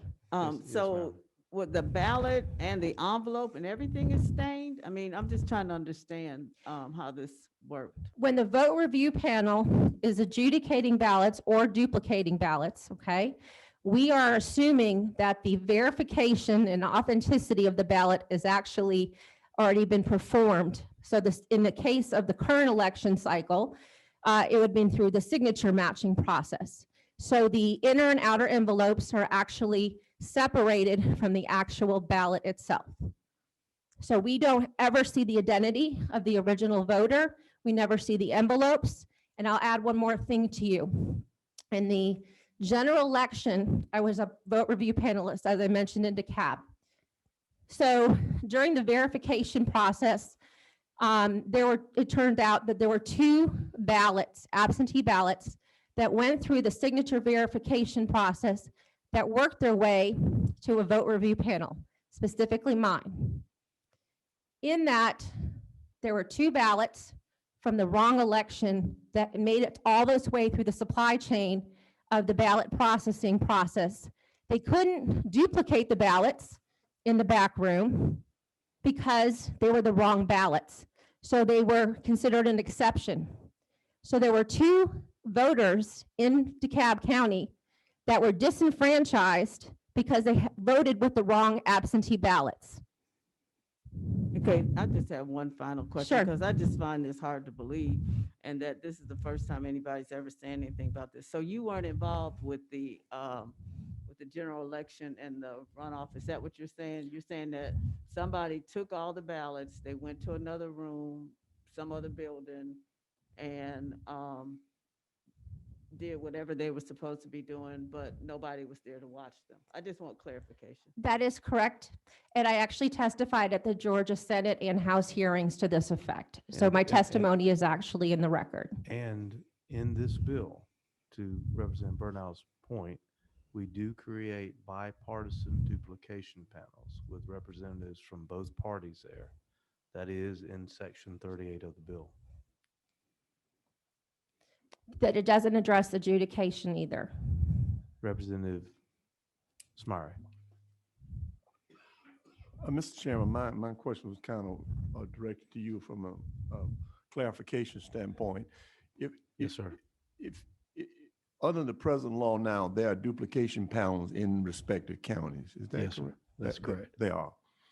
And under this code section, as we read it now, they divided up in sectors in terms of nonpartisan elections versus partisan and that sort of thing. So what's the rationale? What's the difference between like in my hometown now, we have the supervisor and then one from each party. What's the difference in terms of Section 38? I was trying to Well, get the gist of it. Yes, sir. What Section 38 would do is create a bipartisan duplication panel. You'd actually have a representative from both the major parties there as that process was going on. So whereas that does not currently exist in the law, we're creating something new. And it sounds like to me that's what the speaker was advocating for in part, and also Representative Burnell. Okay, I understand. Thank you. Yes, sir. May I comment additionally on Section 38? Go ahead. We had in DeKalb County a nonpartisan review panel that was self-appointed as such, never declared by any kind of judicial process whatsoever. So that was an issue. I'm pleased to see that in there, but it needs to be clearer that they operate as an independent vote review panelist in the singular sense, not as a pair. Because we had a pair of vote review panelists that were nonpartisan from the League of Women Voters in DeKalb County, operating independently for 5 days, adjudicating ballots in the system that could undo the nonpartisan or the partisan work of the adjudication process. There were no locks and no controls whatsoever. And there was 800 to 900 ballots that were adjudicated in such a manner in DeKalb County. Thank you, ma'am. We appreciate you being here today. Thank you very much for Thank you. having me. You're welcome.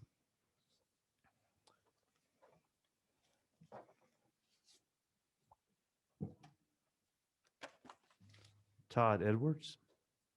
Mr. Edwards. Mhm. Good to have you today. Be happy to hear from you. Tell us who you're with.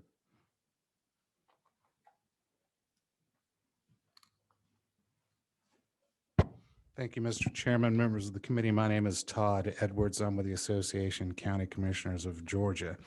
Obviously, like this distinguished body, the House of General Assemblies, or the House of Representatives, ACCG's membership is split on a lot of issues. We have not taken a position on many provisions on these. There's several bills in front of you.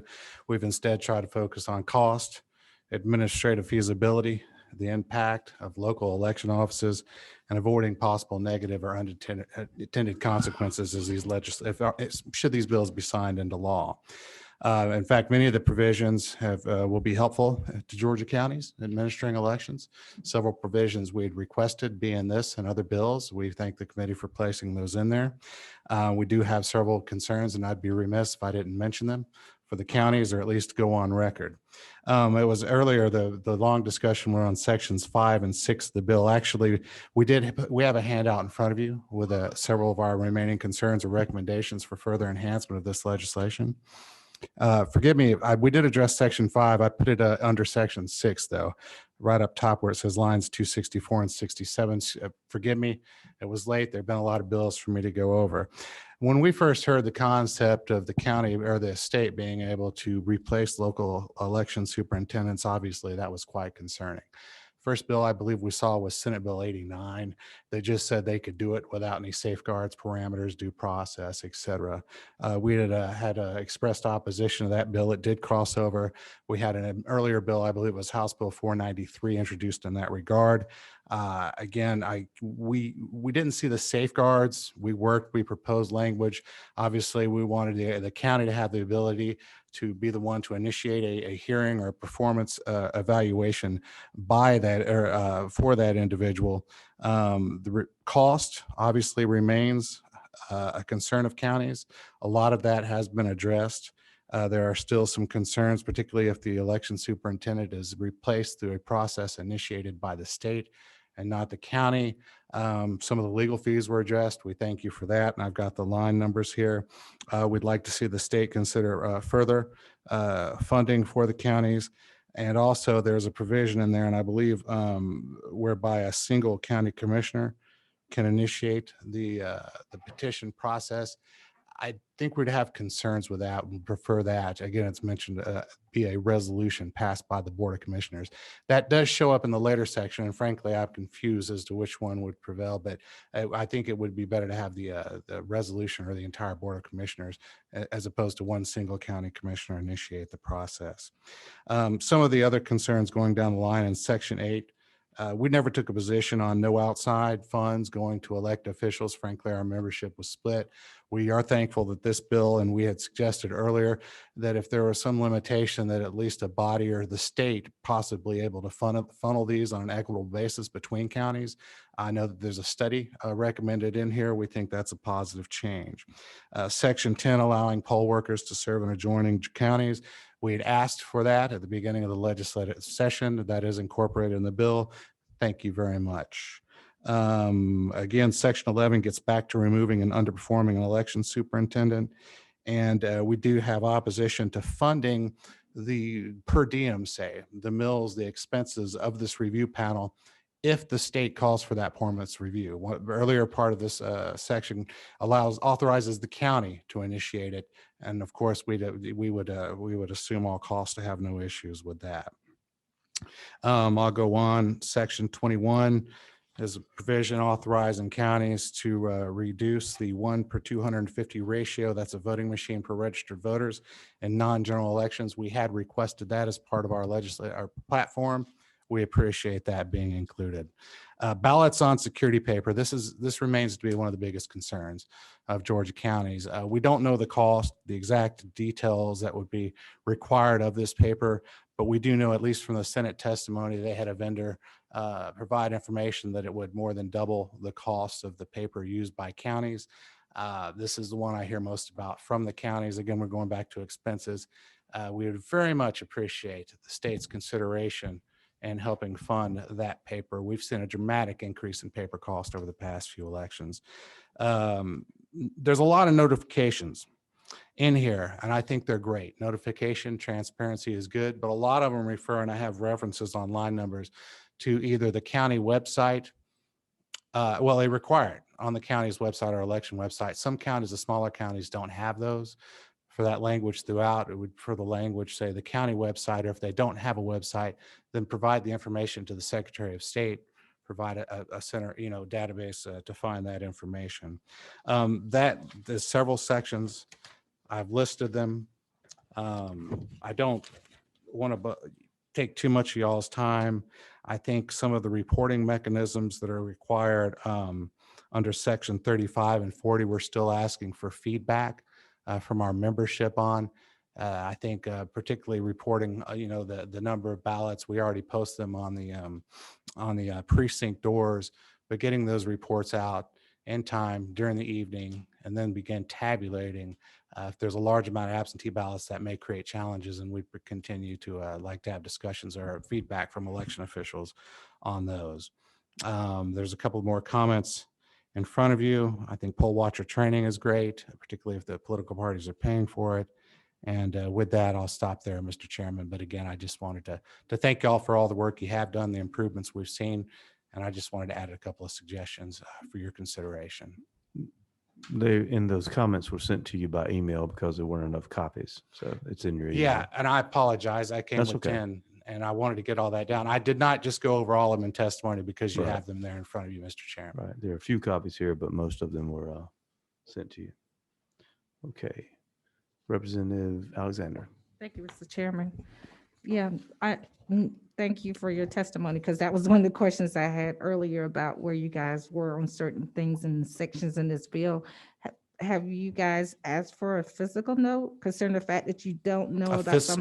Fiscal note? Yes. Oh, okay. No, we have not. I think some of these are going to save money in the bill, several of the provisions. Some of them will cost a little more, but we have not asked for a fiscal note from the state. No, ma'am. Thank you. Thank you, Ms. Edwards. We appreciate you being here today. Thank you, Mr. Chairman, members of the committee.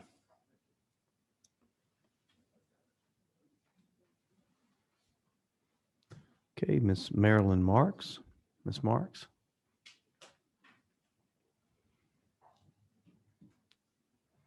Thank you for coming today. Good to have you here with us. We'd be happy to hear from you. Tell us who you're with.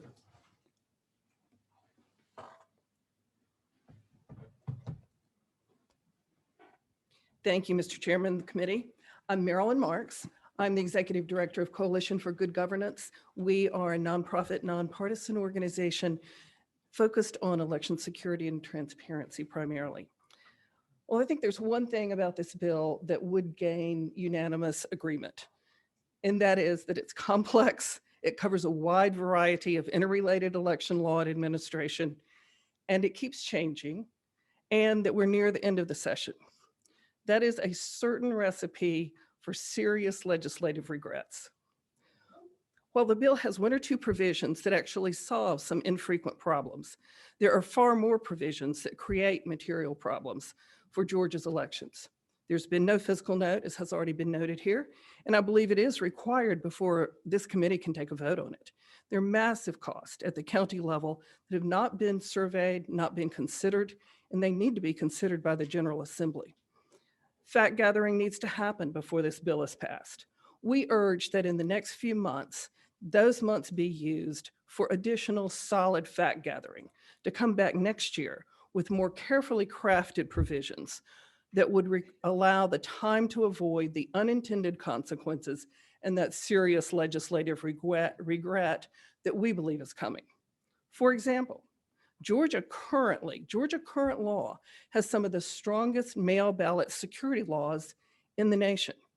But the changes in this bill would greatly weaken those controls. It would put Georgia at near the bottom of all of the states in terms of mail ballot security controls. Tell me about those. Okay.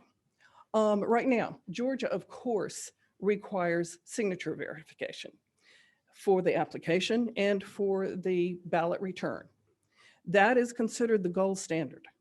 And by the preponderance of election directors, the nonprofits that follow this, the states, almost all but about. By who? By whom? Okay, I think by the preponderance of states that have considered this, who have used it, and I think we can find plenty of white papers. I can't come up with them at the moment on the top of my head. The preponderance is you have analyzed it. Yes, Okay, go absolutely. ahead. It is our analysis of the 50 states measures, and there are only a handful of states that do something as weak as driver's license numbers. Explain to me why driver's license numbers are weak. Certainly. So driver's license numbers, there are many reasons why, particularly in this bill, but the list of driver's license numbers can be illegally obtained. How? For you can buy them off of illegal list. In off the state dark of web. Georgia, you can do that? You can. Where? Through, I'm telling you, it is illegal sources. I haven't purchased any myself because it is illegal to do. We're talking about here, obviously, creating opportunities for mail ballot cheating. I'm not talking about what our law-abiding citizens would do. I'm talking about what cheaters would do. And as Governor Kemp has said so frequently, Georgia needs to be the state, or must remain the state, where it is easy to vote but hard to cheat. Isn't that what we all want? This bill flips it on its head. It makes it hard to vote and easy to cheat. And so, first of all, we Do go you have back. a Georgia driver's license? I'm sorry, Do you have a Georgia driver's license? I don't anymore. Okay. Do you remember what your number was? That's exactly the point. For this bill, I So could if you make up don't know one what your number is, and I assume that is because you don't ever use it, how am I going to steal it from you? because, well, let me give you two examples. One, a law-abiding citizen, not you. I mean, excuse me, a law-breaking citizen, not you. Sorry about that. That really was a slip. It really wasn't intentional. Hey, hold on a second. That time I stole a driver's license number has been expunged. It is no longer on the record. It was a minor offense at the time, and I regret it. But no, if I wanted to violate the law, I could buy driver's license numbers, but even easier. But you don't remember your Georgia's driver's license number, but you do remember your social security number, right? Of course. On a good day. So the reason, my point is this, the reason you don't remember your Georgia driver's license number is we don't ever use them for Yes, hardly anything. if I may finish, I will answer your question. Okay. Okay. So one of the ways this bill works is that I don't need to remember my driver's license number. And the election clerk doesn't really even need to check. Here's what I can do. I can make up a number on not for myself, but for another voter. I can make up a number. And the way this bill works, I can submit that application, and that application will see that there is a discrepancy between the voter DL number and what I submitted. It then, though, instructs the election official to send to that person, my address, a live ballot.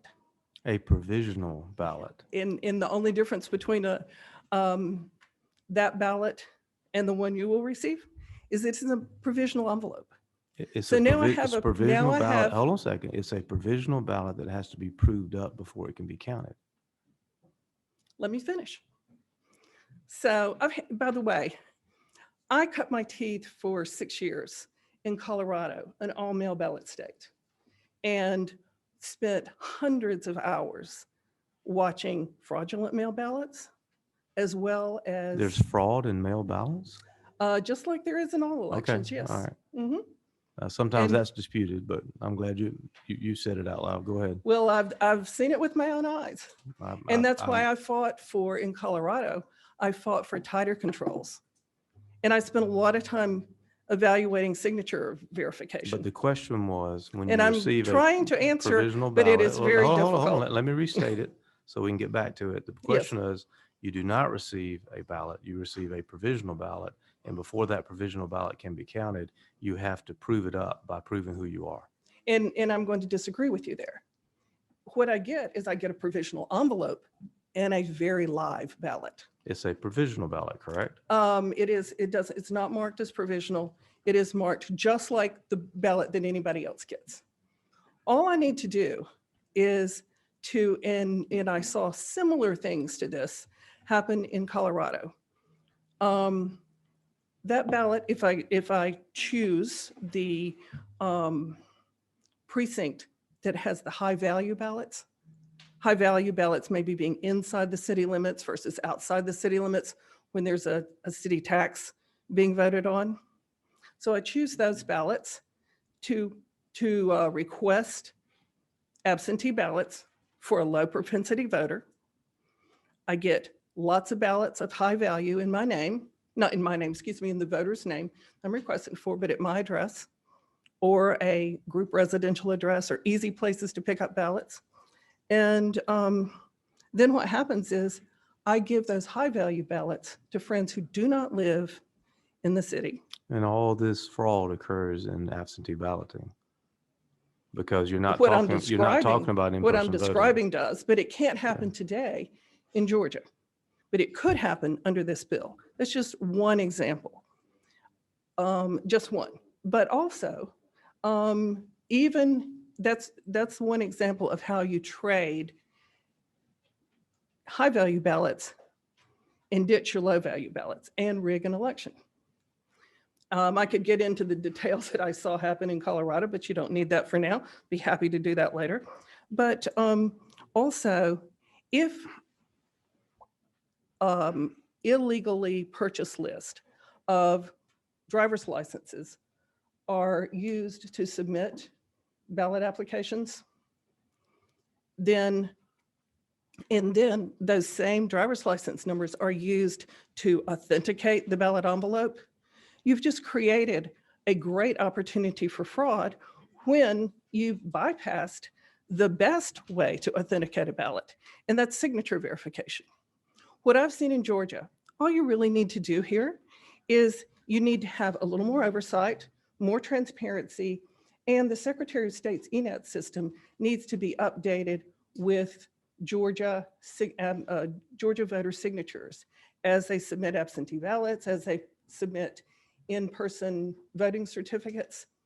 The Secretary of State's website, not website, but ENET type database in Colorado has multiple exemplars of voter signatures. And the signature verification process is one that is done by staff or election judges with bipartisan oversight.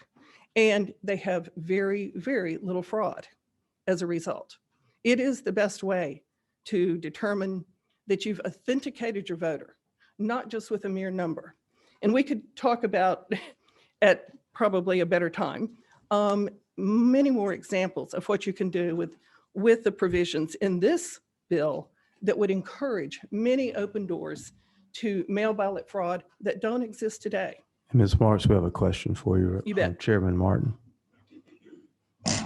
Just a minute. You talk about signature verification Yes. being okay. Are you aware, and I realize this is a one-off, but I mean, are you aware that there was a member of the legislature that requested an absentee ballot? And you saw that in the paper. I did. His ballot was accepted.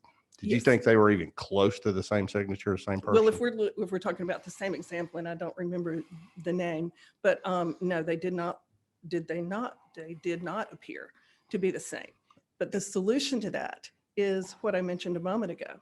If you had good transparency and bipartisan oversight of the signature verification process, certainly one of the 3 or 4 people that would go through would have caught it and said, wait a minute, this is not the same signature.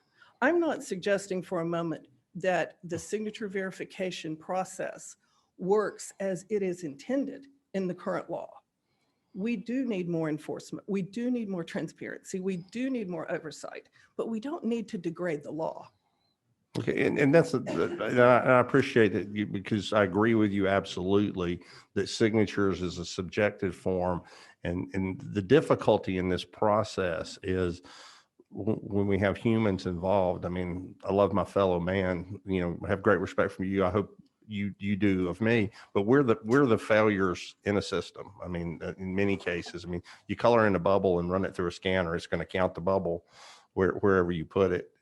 And I believe that's what we're trying to get at. And I'd love to talk to you more about it. I'm a data processing person by Excellent. education and profession. But I think what we're trying to do here is move from a subjective form of identification to a more objective one where the number matches or it doesn't. And we're not going to get to that today, but I'd love to talk to you more I would about love it. to. That's the goal. But I appreciate you have opened my eyes again to the fact that I read briefly, I believe it was the Baker Carter report, that absentee by mail, because there's 2 kinds, absentee in person and absentee by mail. By mail voting is clearly, I had always thought, and based on your testimony today, the portion of the voting process that is most open to foolishness, I'll go with. I don't even say organized fraud, but it's most open to that. And it is in fact one of the reasons why I think we need to have some legislation. We have seen the increase in absentee by mail voting go from, small percentages, 1-2%, some counties less than 0.5%, to, I believe in this last election, despite what people say about this legislature suppressing the vote, more people voted in Georgia than ever before, and over 25%, I think closer to 26, voted absentee by mail. And because so much of the vote is coming at it, it is very clear that, we may debate how we need to secure those votes as they're cast. Right. But I'll say again today that my interest is securing the vote and making sure that the eligible voters' vote is cast and the ineligible one is caught. So I appreciate you doing that, and thanks for articulating the signature process for me. And our organization generally does not encourage mail ballot voting. However, in Georgia, we very much promote mail ballot voting because we believe it is the most secure way to vote in Georgia, because the Dominion BMD system is absolutely not a And secure way to Ms. vote. Marks, no, we've asked you some questions, so I'm going to give you Yes, time. and I'm I'm going to give you still time to trying wrap to up. address, So I'm going to give you some time to wrap up. thank Go you. ahead. And I would like to address what you said about going to an objective system. Objectivity is not necessarily more secure, and I would love to follow up with you about that. In this case, objectivity is less secure. In terms of the most egregious provision of this bill, Ms. Sarah Tyndall Gazelle really expressed it well. We agree with everything she said in her concerns about the state board being able to take over a county election board. Let's remember that those boards operate in full transparency in the public. And what this provision would do would be to allow a one partisan appointee to take all of those operations into the dark, not operate in public. The bill circumvents what is in the code today. And I don't think anybody has talked about the enforcement provisions that are very well described in the code today. It's not being used. Today, there is an elaborate set of procedures that the State Board of Elections can go through to enforce the election code. They've not been doing it. They've been assessing some fines, and that's about as far as they've gone. They have an elaborate system that they can go for judicial review and judicial enforcement of the code. And that has a system of checks and balances, which is being ignored in this bill. I don't believe this bill has been heard in subcommittee, or that would have been discussed. We would have attempted to discuss that and ask why this bill is needed when there are clear provisions that have not been used. So we would urge you to spend this summer doing fact-finding, refine the proposals, consider what the real security implications are. You've got November municipal elections that you can look at and gather more facts, and then come back next year if in fact more legislation is actually needed. Ms. Marks, we appreciate you being with us today. Thank you. Mhm. Okay, Mark, is it Amick? Mhm.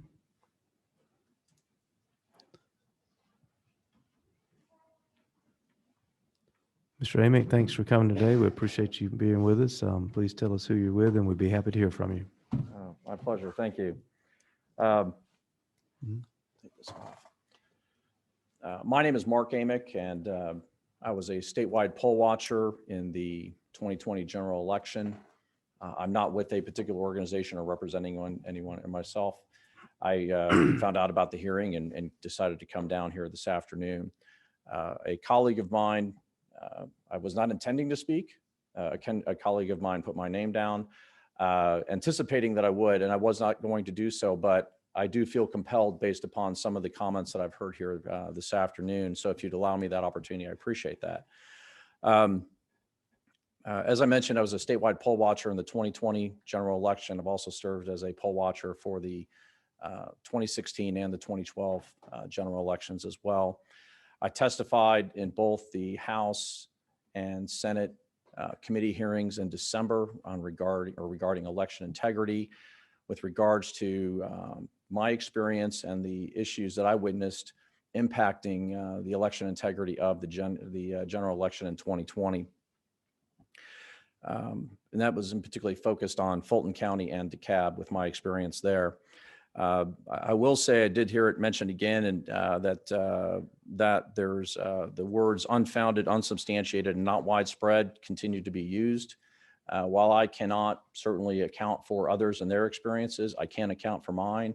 And I would suggest that maybe that those are unsubstantiated because testimony and affidavits that I've turned in and have been turned in to those in authority have not reached out or engaged me with regards to following up or furthering investigation. I did receive one inquiry from the Secretary of State's office, which was really on a secondary aspect of one affidavit. But again, my experiences were real with regards to what I witnessed in that election. In particular, I want to focus on a couple things.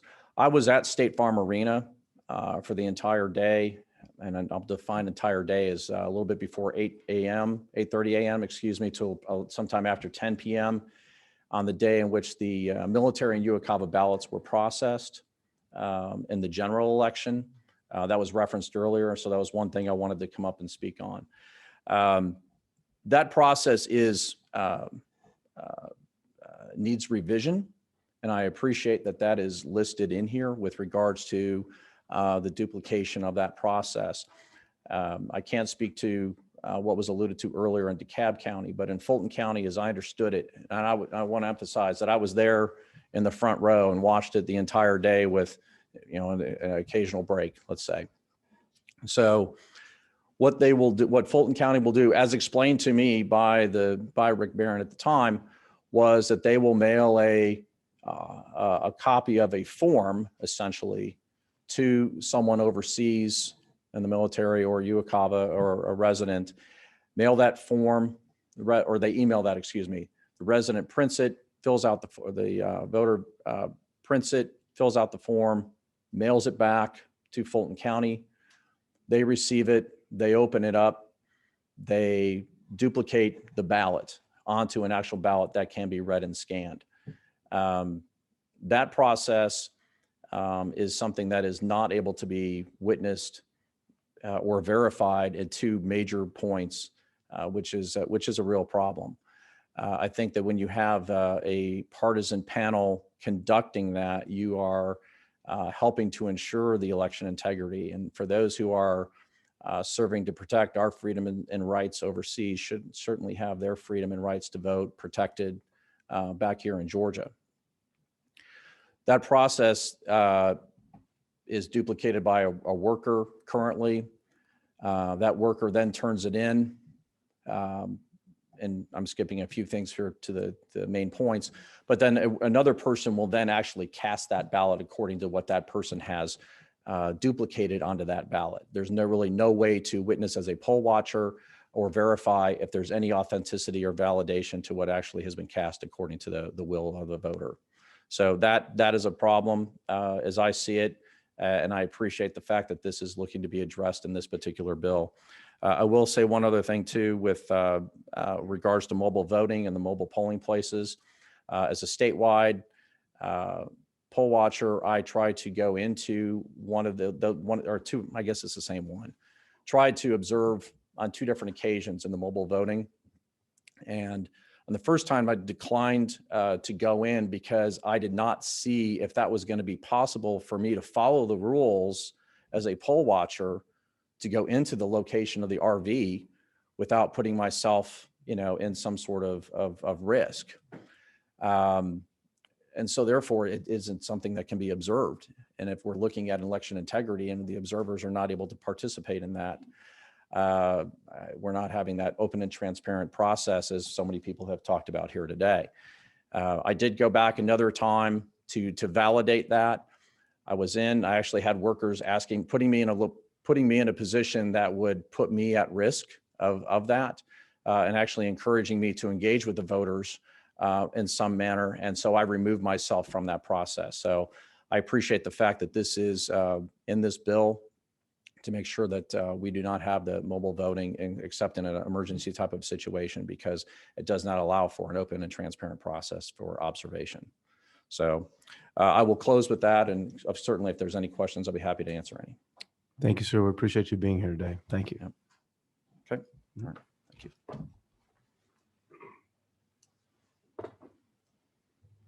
Claire? And Claire, I'm going to let you pronounce your last name for me. It's Sheck Snyder, I'm going to let you keep doing that. normal spelling. Yeah. Welcome. Good to have you. And please tell us who you're with, and we'd be happy to hear from you. My name's Claire Sheck Snyder, and I am speaking to you today as a Georgia voter and citizen, not with Thank you, anybody. ma'am. Appreciate you being here. I've lived in Georgia for over 30 years and voted in every election. And I have to be honest with you, voting in Georgia is hard. It's confusing, and I always do it. For the friends I've helped over the years to get registered, find their voting precinct, or help them figure out an absentee ballot or where to early vote, or who their elected official is, it's complex and takes digging, knowledge, and know-how, and you have to stick with it. With 159 counties and 180 state representatives, and then in my county, there are 191 precincts and 16 House districts, it's utterly confusing. It's hard to find, I think. It's hard to figure it out, and I think it's intentionally that way to keep people from voting, and I find it appalling. Last year, I was the primary caregiver for a friend who had jaw cancer. He was going through radiation and chemotherapy. He's 60 years old, and he'd never registered to vote because he thought his vote didn't matter. Last year, he did get registered to vote, and I got to see the process through his eyes. It was really hard for him to figure it out. And I was happy to tell him that he could register online for an absentee ballot for the first time, and that he could also take it to a drop box so that he wouldn't have to go to in-person voting. I think those changes that we saw this time around were great, and that they should continue, and shouldn't change. He had so many questions, and he wanted to apply for an absentee ballot, and we were thrilled, as I said, that we were able to get him to do that online. I was happy to help him wind his way through the voting process and learn about the candidates and successfully vote. But his experience made me realize very clearly that it's not a simple process. He needed assistance. He had a lot of questions. What do people do who don't have help? And now with SB 202, you're making it even harder. You're making the provisional ballots process more difficult too, and that's unconscionable. On election day for the runoff, one of my friends called me at noon to say that people were showing up to South DeKalb Mall to vote. It was a location for early voting for 3 weeks during the general and the runoff, but it was not an election, a polling place or voting place on election day. Scores of people were showing up and found the door closed. No sign was posted to say that you couldn't vote there. My friend collected 6 of us to redirect voters to their precincts, and we stood out there for 7 hours. We redirected hundreds of people to their proper precinct, looking up their precinct, giving them the address, making sure they had it in their map. As it got dark and the 7 p.m. poll closing approached, we started sending people to the closest precinct so that they could be in line to vote. Atlanta traffic makes it impossible for them to get to their precinct on time. These people tried so hard to vote and went to the wrong place. If we hadn't been standing out there, they probably wouldn't have figured out where to go. A provisional ballot, no matter what time of day it's cast, should be cured and should be counted. That's our right. All of it goes back to voting in Georgia being complex and difficult already. Average Georgians aren't clear about how to register, where to vote, etc. And if they run into a problem, it's not easy to get help quickly. Everything you're doing here is only making it harder.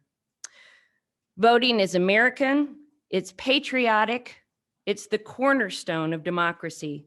Adding additional barriers or taking away options like no excuse absentee ballots, weekend voting, drop boxes, online absentee ballot requests that helped Georgia's huge turnout in November and January is un-American, unpatriotic, and I'm appalled and disappointed as a Georgian. We had 5 million voters turn out in November. We only have 10 million people living in this state. Fully half of our state voted successfully during a pandemic. You should be thrilled. And it's such an extraordinary voter turnout. I believe that that number could have been even bigger if it wasn't so arduous. Voting is a sacred right. It should be easy to register, get an absentee ballot, or to find your polling place so your voice can be heard as an American and a Georgian. Thank you for listening. Thank you, ma'am. We appreciate you being here today.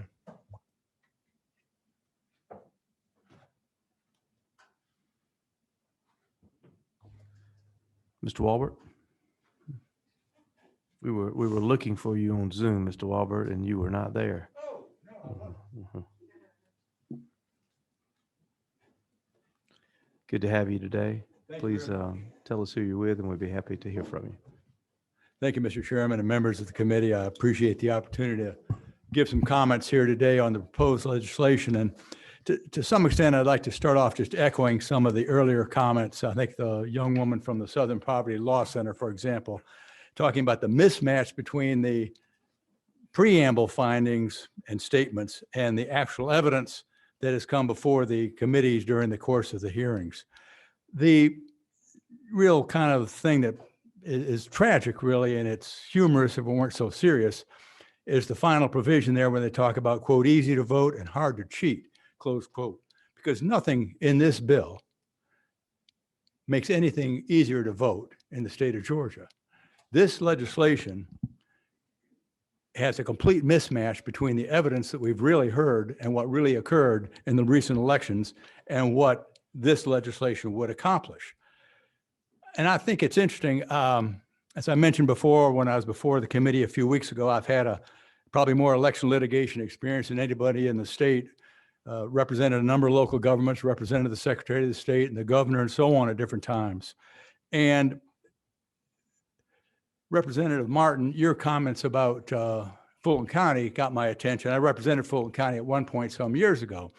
And if this committee really cared about addressing voting problems in Georgia, I'm shocked that the solution to Fulton County is let's kick it over to the state election board, rather than what went wrong in the primary in 2020 and what went so right in the general election in 2020.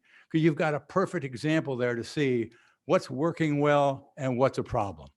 And if you looked into the facts, instead of making Fulton County the whipping boy, you'd find out that over 40 precincts within a week of the primary election refused to participate who had previously committed to do it. That's why we saw what we saw in Piedmont Park. If this body really cared about legislation that would solve problems, they'd be thinking about how do we avoid that from ever happening again. Maybe they'd be looking into whether public buildings should be made available to voting boards in different counties upon request. This bill does that, Mr. Walbert. And it doesn't prohibit them from doing exactly what happened in the spring last year. That's the problem. It doesn't mandate that they be available no matter what the circumstances like that, but they could still do the same thing. It does make them have to show a good reason why a public building can't be used. And if it's a school that can't accommodate it, maybe so, but this bill for the first time does that. And I think that's a good step. And I would just say that kind of activity, if it was really made enforceable and stronger, it would be a very good step forward. What was another problem that happened with regard to Fulton County? You know, the Secretary of State was responsible, with the new equipment going into place, was responsible for making sure that the electrical facilities and the internet access and so on at each site was appropriate for this new equipment. 3 days before the election, Fulton County found out that a number of additional precincts would not be available. So that was what happened with Fulton County. Now, what kind of solution should be brought to bear on that? Instead of turning, when you say, well, let's turn it over to the state election board, you're actually giving the authority in the Fulton County situation to the very entity that had created a lot of the problems. What's the real tremendous difference between what happened in the general election in the state of Georgia and Fulton County in 2020? Because by everybody's honest admission, everything went great in Fulton County in 2020 in the general election. Why? Because of the very things you're attacking here, because of extensive early voting, because of extensive absentee voting, and because of provisional voting being allowed out of precinct. And of course, with early voting, out of precinct is not an issue because you can vote at any precinct with a full ballot and so on, and it doesn't make any Mr. Walbert, difference. what about we've discussed today attacks early voting? I'm sorry, What about what we've discussed today attacks early voting? the limitations on it should be far broader, and the time limits on absentee voting should not be constrained like they are in the present So on the legislation. issue of early voting, though, what that we've discussed today attacks that? The limitations on it, What limitation? well, like 2 weekends. Why 2 weekends? Why not more? Because we have 3 weeks, and the last weekend before the election, we allow the poll workers to get ready for the Tuesday election. And well, why don't start earlier with earlier voting? Because that's what the early voting. So the and attack in this bill is that we don't have more than 3 weeks. That's what you're saying an attack is. I think that's right. I think you Okay. need to, you should be looking to expand voting. We have a question for you, Representative Martin. Yes, sir. I guess I'm at a loss. You know, Fulton County's the attack on Fulton, what you phrased as my attack on Fulton County was relaying the facts. The facts are this: nobody knew what the pandemic was going to hold. That's absolutely true. About this week last year, you would agree, was when it was really setting in and nobody knew this. But my point with what we've had happen over Fulton County has happened over decades, movement of precincts at late dates. I've lived it. Okay. I've gotten a precinct card that had the wrong address of a poll place. I've gotten a precinct card where people have been voting for years and it had the wrong address, and you can spell the name of the road wrong coming out of Fulton County's elections department. So relating the facts and the inability of the folks that run the Fulton County election is not an attack. It's just straight in the fact. There's a pandemic. 159 counties experienced a pandemic. It's their job to anticipate the fact that the buildings might not be available. So everybody else in Georgia had it and addressed it much more quickly and much better than Fulton County. Now I'll get to the question I had about the early voting. What I don't follow in your question or your thought about what we should do, how early is early? What in this bill, as the chair asked, are we attacking in early voting? How much should there be? I mean, is it, we balance the burden on the voter and the good of that is for the state, which is to make sure every vote's counted and condemned, and at what cost on the state. So I failed to see how what we've discussed before and what's in Senate Bill 202 is an attack on one's ability to vote. Well, I would say this. If you have more, the long lines are the traditional poster's child, if you will, of a problem in Fulton County. And if you have more and more people channeled to election day, you're going to have long lines. You're going to be creating that problem. What in this bill channels more people to election day?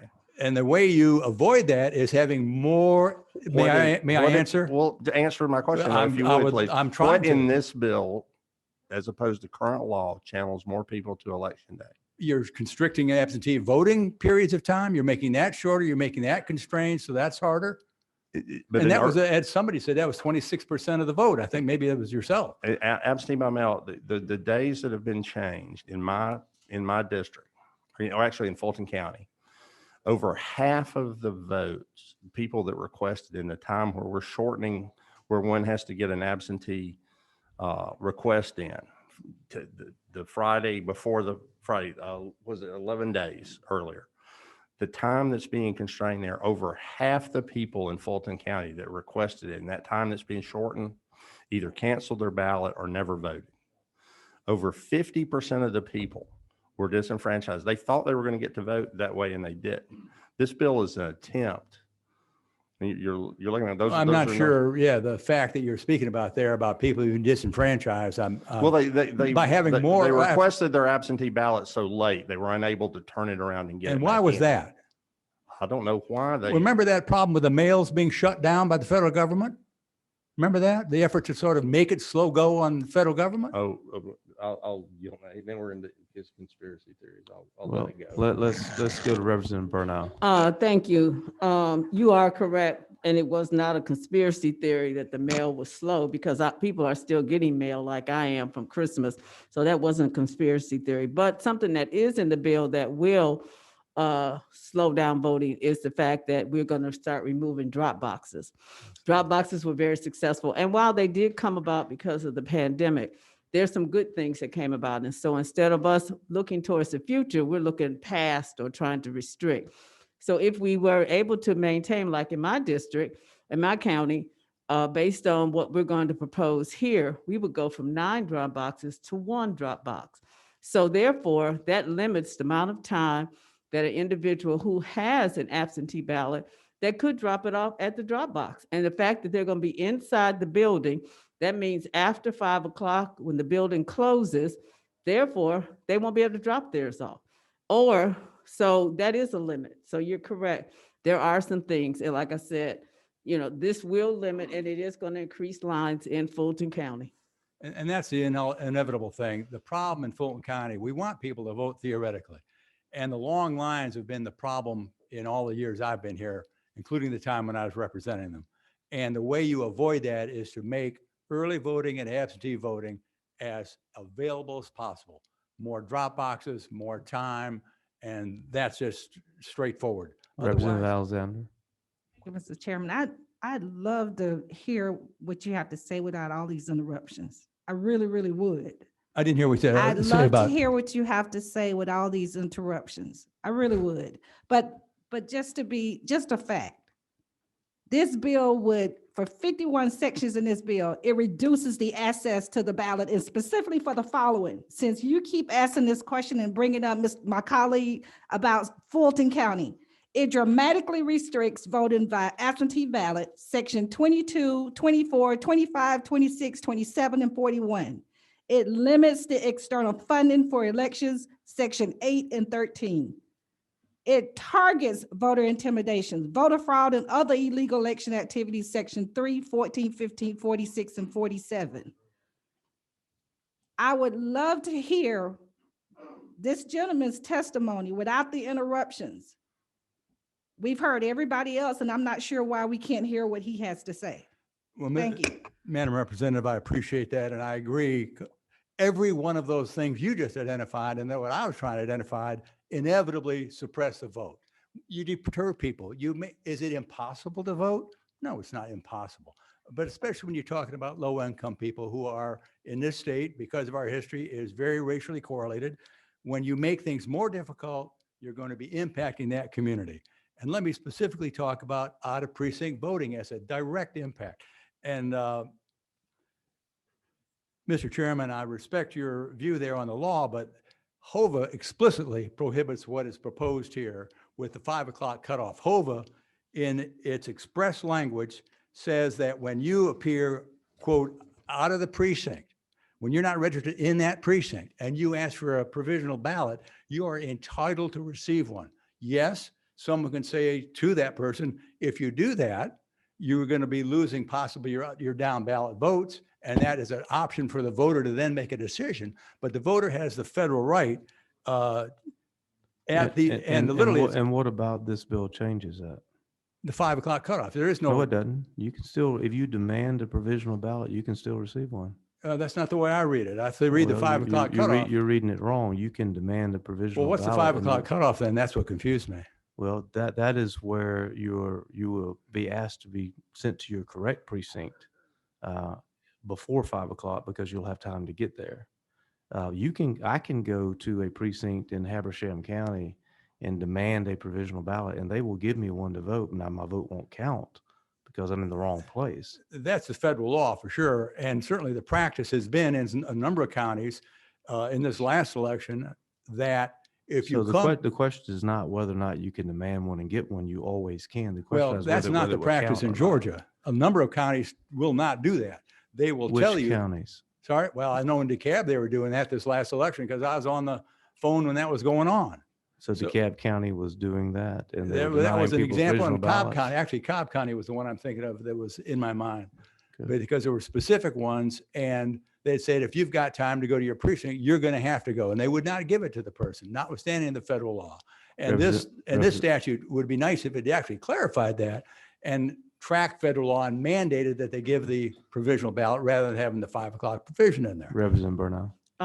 Thank you, Mr. Chairman. And as regards to the 5 p.m., we know that those people that vote, that work in the voting supervisors on election day, some of them think very literally. So if it says in here that I can't get one, I don't care how much I sit there and argue with them. They're going to tell me no, that I can't have the provisional ballot because it's before 5 o'clock and I need to go. Now, I'm a pretty intelligent person, so I can argue with them and go back and forth.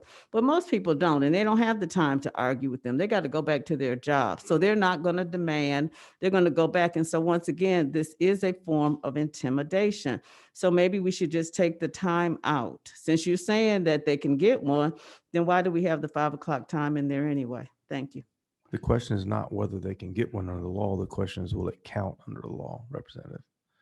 I'll give you time to wrap up. Go ahead. Well, thank you very much. And provisional voting has not increased that much in the state of Georgia. If you go back to the 2012 general election, presidential election, there was 9,300 provisional ballots counted at that time. So that's back in 2012. And the most recent was 13,000. So it's not a dramatic change, and that's proportional to the total number of voters. And remember too, that of the provisional ballots that were actually accepted and counted in Georgia, 95% of those were out of precinct persons who wanted to do that. That should be made available to them. It should be made available without argument. And one of the things when I was representing Fulton County, the last thing you want to do is be having arguments with people presenting to vote. You've got to go somewhere else. In our day and age of anger and tempers going crazy and nutty things happening over conflict, the last thing we need to do is create a situation where there's more opportunity for conflict between poll workers and voters. So provisional voting is important. Out of precinct voting should not be hampered in any way, shape, or form under federal law or as a matter of practical thing. All those things do amount to vote suppression. There's just no way about it. Thank you. Thank you for being here, sir. Appreciate you coming. Okay, we have a couple of people virtual, and one is John Cusick. So Mr. Chairman. If we would, Mr. Cusick, is he with us on Zoom? You're here present? Oh, no, Mr. Chairman. No, Chris I'm Bruce, calling ACLU. on John Cusick. I was going to ask to waive my testimony for Monday. Okay, we may or may not take testimony on Monday. Okay. In light But of right now, I'm going to recognize Mr. John Cusick on virtually. Yes, Mr. Chairman. Thank you. Good afternoon, Chair Fleming. I'm here. Okay, go ahead and tell us who you're with and where you are, and we're happy to have you.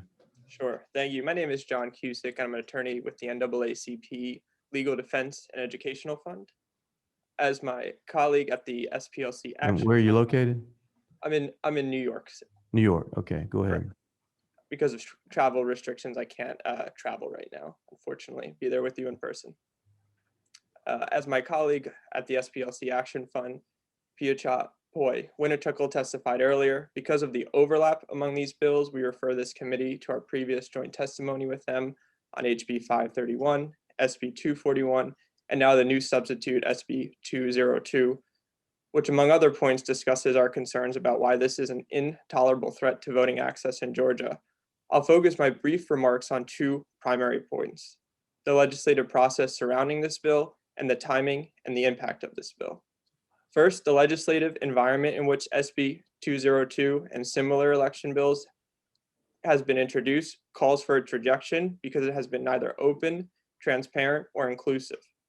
To be clear, the expectation from this committee is that members of the public should read a brand new 93-page omnibus bill that had previously been listed as a 2-page bill, cull through many versions of bills in different houses and in the Senate, and then expect to reference those bill numbers in time in less than 24 hours and try to discuss them publicly. There is no opportunity to have the substitute bill anywhere publicly posted online through a government website so people could confirm that the bill they were reviewing and could potentially be testifying on would actually be the one being considered. Indeed, let's look at two new provisions, section 14 and 15, which would significantly impact voter challenges, which LDF, in collaboration with partners, worked to combat a wave of mass challenges during the runoff election that were baseless, untimely, and potentially discriminatory. Knowing these risks, not providing an opportunity for debate and meaningful discussion to actually ensure that there are standards in place to minimize those discriminatory attempts, to give guidance to election officials and election workers to determine those, will only increase the potential constitutional and statutory violations dealing with baseless voter challenges moving forward.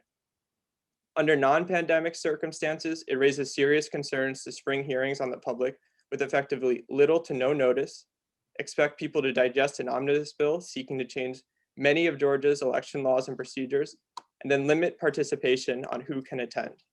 That stratagem in the context of a pandemic, when people must prepare and consider safeguards to participate in person or to prepare remotely, is unacceptable and an affront to democracy. both individually and collectively. This reflects an effort. So, Mr. Cusick, hold on a second. Sure. You said if we allow people to attend in person or attend virtually, that's an affront to democracy? Can you repeat that question, Chair? You said for us to allow people to attend publicly and participate, which we have, or them to allow to attend virtually as you have, is an affront to democracy? No, the limitations that have been imposed as we Which limitations? Sure. We provided a letter to both this committee and the Senate on March 8th detailing a series of requests about the fact that there were no guidelines who could testify via Zoom. If you remember, Chair, the initial introduction of this bill on February 19th. Cusick, I have said since this hearing began that if any committee member requested someone to testify, we would make sure that they did. And I've repeated that several times. That assumes, Chair, that somebody is following and watching every hearing. There's nothing posted online. If someone is unable to attend that hearing to hear you, what guidance do they have to actually understand how and who? In addition, it also requires that you're in contact with the representative, Well, that you're able to do so. Hold on a second. Did you call our office and ask? Yes, and in that March 8th letter, I spoke and detailed that No, I no, had conversations with. Did you call, my question is, did you call the Capitol office and ask? We have many people call and ask, and we always give them instructions on the ability to testify. That's right. If the letter, again, on March 8th, which I don't want to spend so much time on this, but it was addressed to you, we asked for a response by March 2nd, and we pointed out the fact that I have an email chain of 5 requests over 2 days to participate via Zoom, and then per your instructions each time to reach out to staff committee members, and I never received a response, despite the fact that I would call. Which committee? So you're here today. How did you get notice that you could be here today? I again reached out to the committee to sign up for Zoom testimony. And you're here testifying now. That's correct. I know it's difficult, and this is a long process. I know that the first omnibus bill was dropped on February 19th. That first time, that Monday, I believe it was February 21st, there was initially, and you had a conversation with Vice Chair Powell about the confusion over Zoom testimony. The first instruction was that you would only be invited by a member or a representative of this committee, not that you could sign up publicly or that there were guidance or guidelines. Despite that fact, I took your instructions. I reached out to staff committee representatives 4-5 times over 2 days, had phone conversations, and I was informed, again, I don't want to spend so much time on the back and forth with this, but I was informed that there was not a determination on whether I would be able to testify. I'm happy to keep going through this. I don't know it's exactly productive. I again refer to the March 8th letter that we submitted to this committee and to the Senate documenting all of these concerns. And they're not only ours alone. You've heard repeatedly that it's been difficult. How do you expect somebody to digest a 93-page bill 24 hours later and then to be able to meaningfully, let alone contribute to those? So I'm happy to keep going if it would be helpful to walk through some of those procedural concerns and deviations. Or if it would be more helpful, I can continue through the last couple of points I have. That'll be your choice. And so a bill like SB 202 that seeks to fundamentally alter every aspect of Georgia's system should not be pushed at this breakneck speed, especially as conveyed through the oral and written testimony that imposes unjustified and unwarranted changes borne out by the data, the demand, and the studies, and clearly is antithetical to any purported goals of instilling confidence. Second, and equally problematic, the motivations behind this bill are suspect because they are introduced immediately after Georgia voters generally, and especially Georgia voters of color, turned out in record numbers. It coincides with an increase in registration and participation by voters of colors. If passed, this bill fits into a long American tradition of curtailing and restricting voting rights, especially for Black voters following increased access to the ballot box. This is why LDF, along with sister civil rights and pro-voting organizations, worked with many state and county officials during the 2020 general election and the 2021 runoff election to expand equitable voting options. The availability of these options, including more recent expansions, made it possible for Georgia voters to turn out in record numbers. That is what this committee's mandate should be going forward, to preserve and expand those voting access. SB 202 undermines that progress and it imposes disproportionately burdens and harms on access to the ballot box for voters of color. This committee should not move forward with this bill, and we again refer to our written testimony on the specific provisions. Thank you. Thank you. We do have a question for you, Representative Burnell. Thank you, Mr. Chairman. I just wanted to let you know that at 3:32 this afternoon, the only thing that was online on the House side was the 2-page version of SB 202. So hopefully we can put the correct version online so that people can read it this weekend. Thank you. I'm sorry, I appreciate you being with us. I thought that was a question. Thank you for being here today. And our last person on Zoom is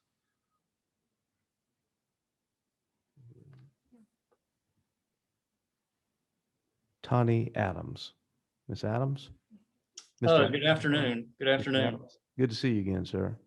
Thank you, Mr. Chairman. A big appreciation to Representative Alexander, who gave me the opportunity to be with you today. I will be as brief as possible. First of all, discussing the drop boxes provision to the bill. We believe that this, I do. First of all, let me explain. I'm the Heard County Election Supervisor, and I'm also the Legislative Committee Chairman for Elections Officials Association. I will say that the views that I express here are not necessarily the views of the entire organization, but we have gotten together as elections officials to gather up a few points to this bill that we would like to see worked on to allow us to have more a smoother and easier administration of elections. Concerning drop boxes, we believe that this bill renders them useless. Not allowing the boxes to be open after hours forces voters to that cannot drop their ballot off in the ballot box to actually put them in the post office. And as we all know, the post office process was also a problem with ballots being sent to processing centers across the country. Many times that they were not allowed to be sent back to the office on time.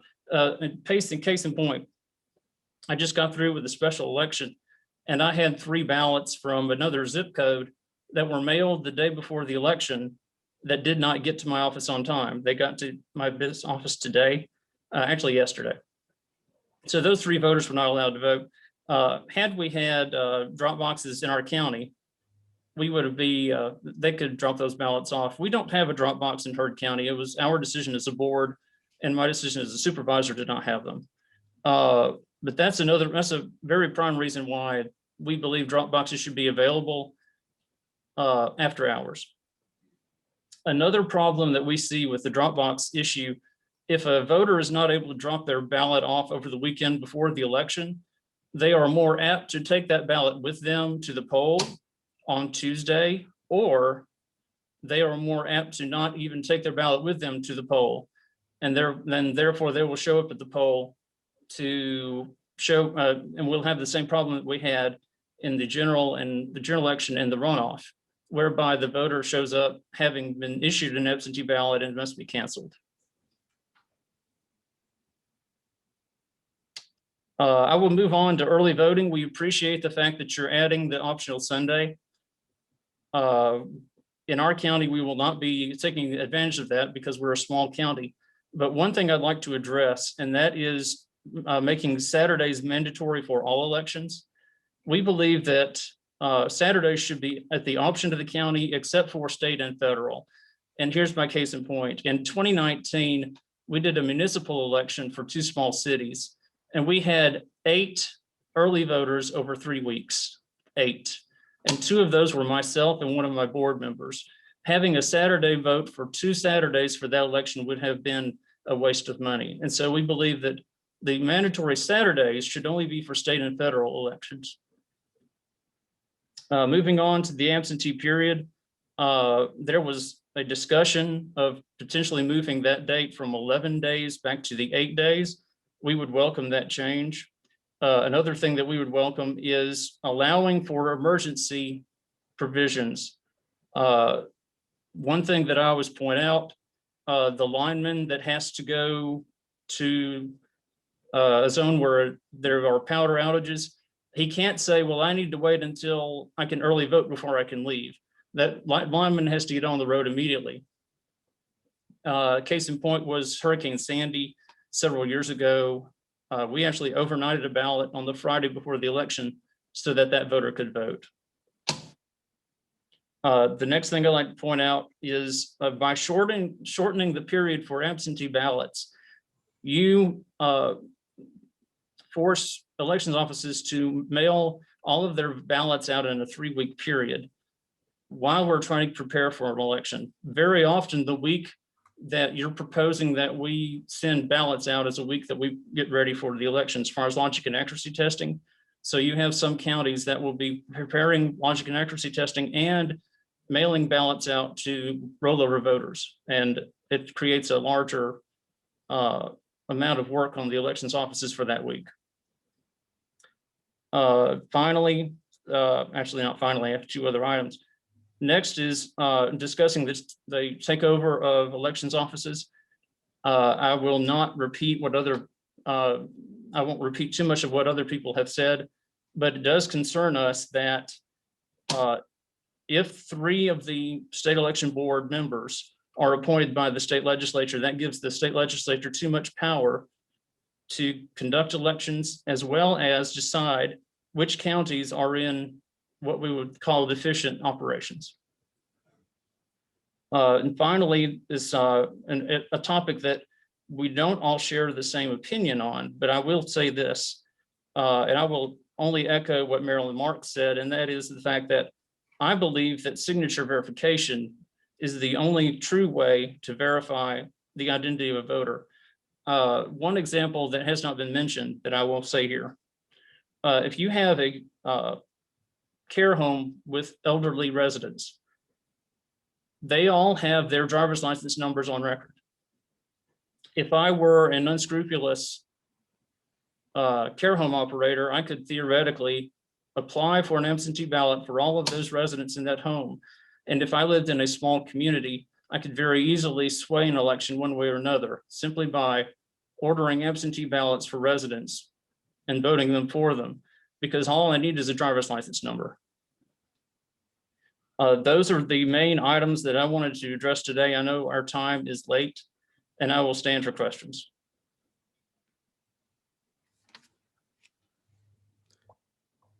Thank you, sir. We appreciate you being with us today. Thank you. We will stand adjourned. Thank you. Yes, sir. Everybody that has not testified before, I did. But if you want me to call somebody back again, I will.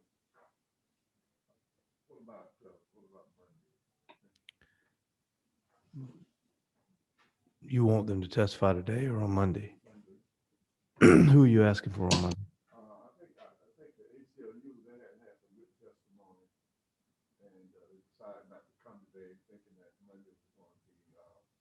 Well, I had not planned on taking testimony on Monday, but if you request a person, we will consider it.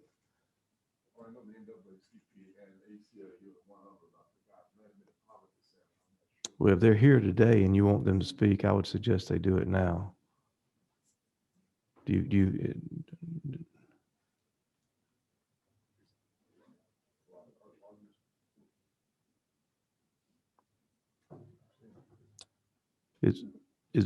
Is anybody who is the group that you NAACP? Is anyone here within the NAACP that want to speak? Come on up and we'll hear you now. You had a question? I'm sorry, I didn't see your light when he was there.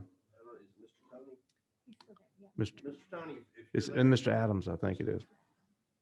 Go ahead. Mr. Adams, if you're still there, this is Representative Martin. If you Wait would 1 second, we'll get shoot to me you. an email if you care to discuss some things offline. The hour's late. I'd like to ask you a question or two, but we can do it offline if you don't mind doing that, sharing your email with me. Certainly, Thank you. I would also share my cell phone number with you. I don't mind at all. Thank you, sir. Okay, come on back up. Yeah, absolutely. Tell us who you with, sir, and Most we'd definitely. be happy to hear from you. Before I go, Mr. Chair, just a quick question or point of clarity. Is there going to be any substitutes to this legislation before? The one that I talked about at the beginning of the meeting.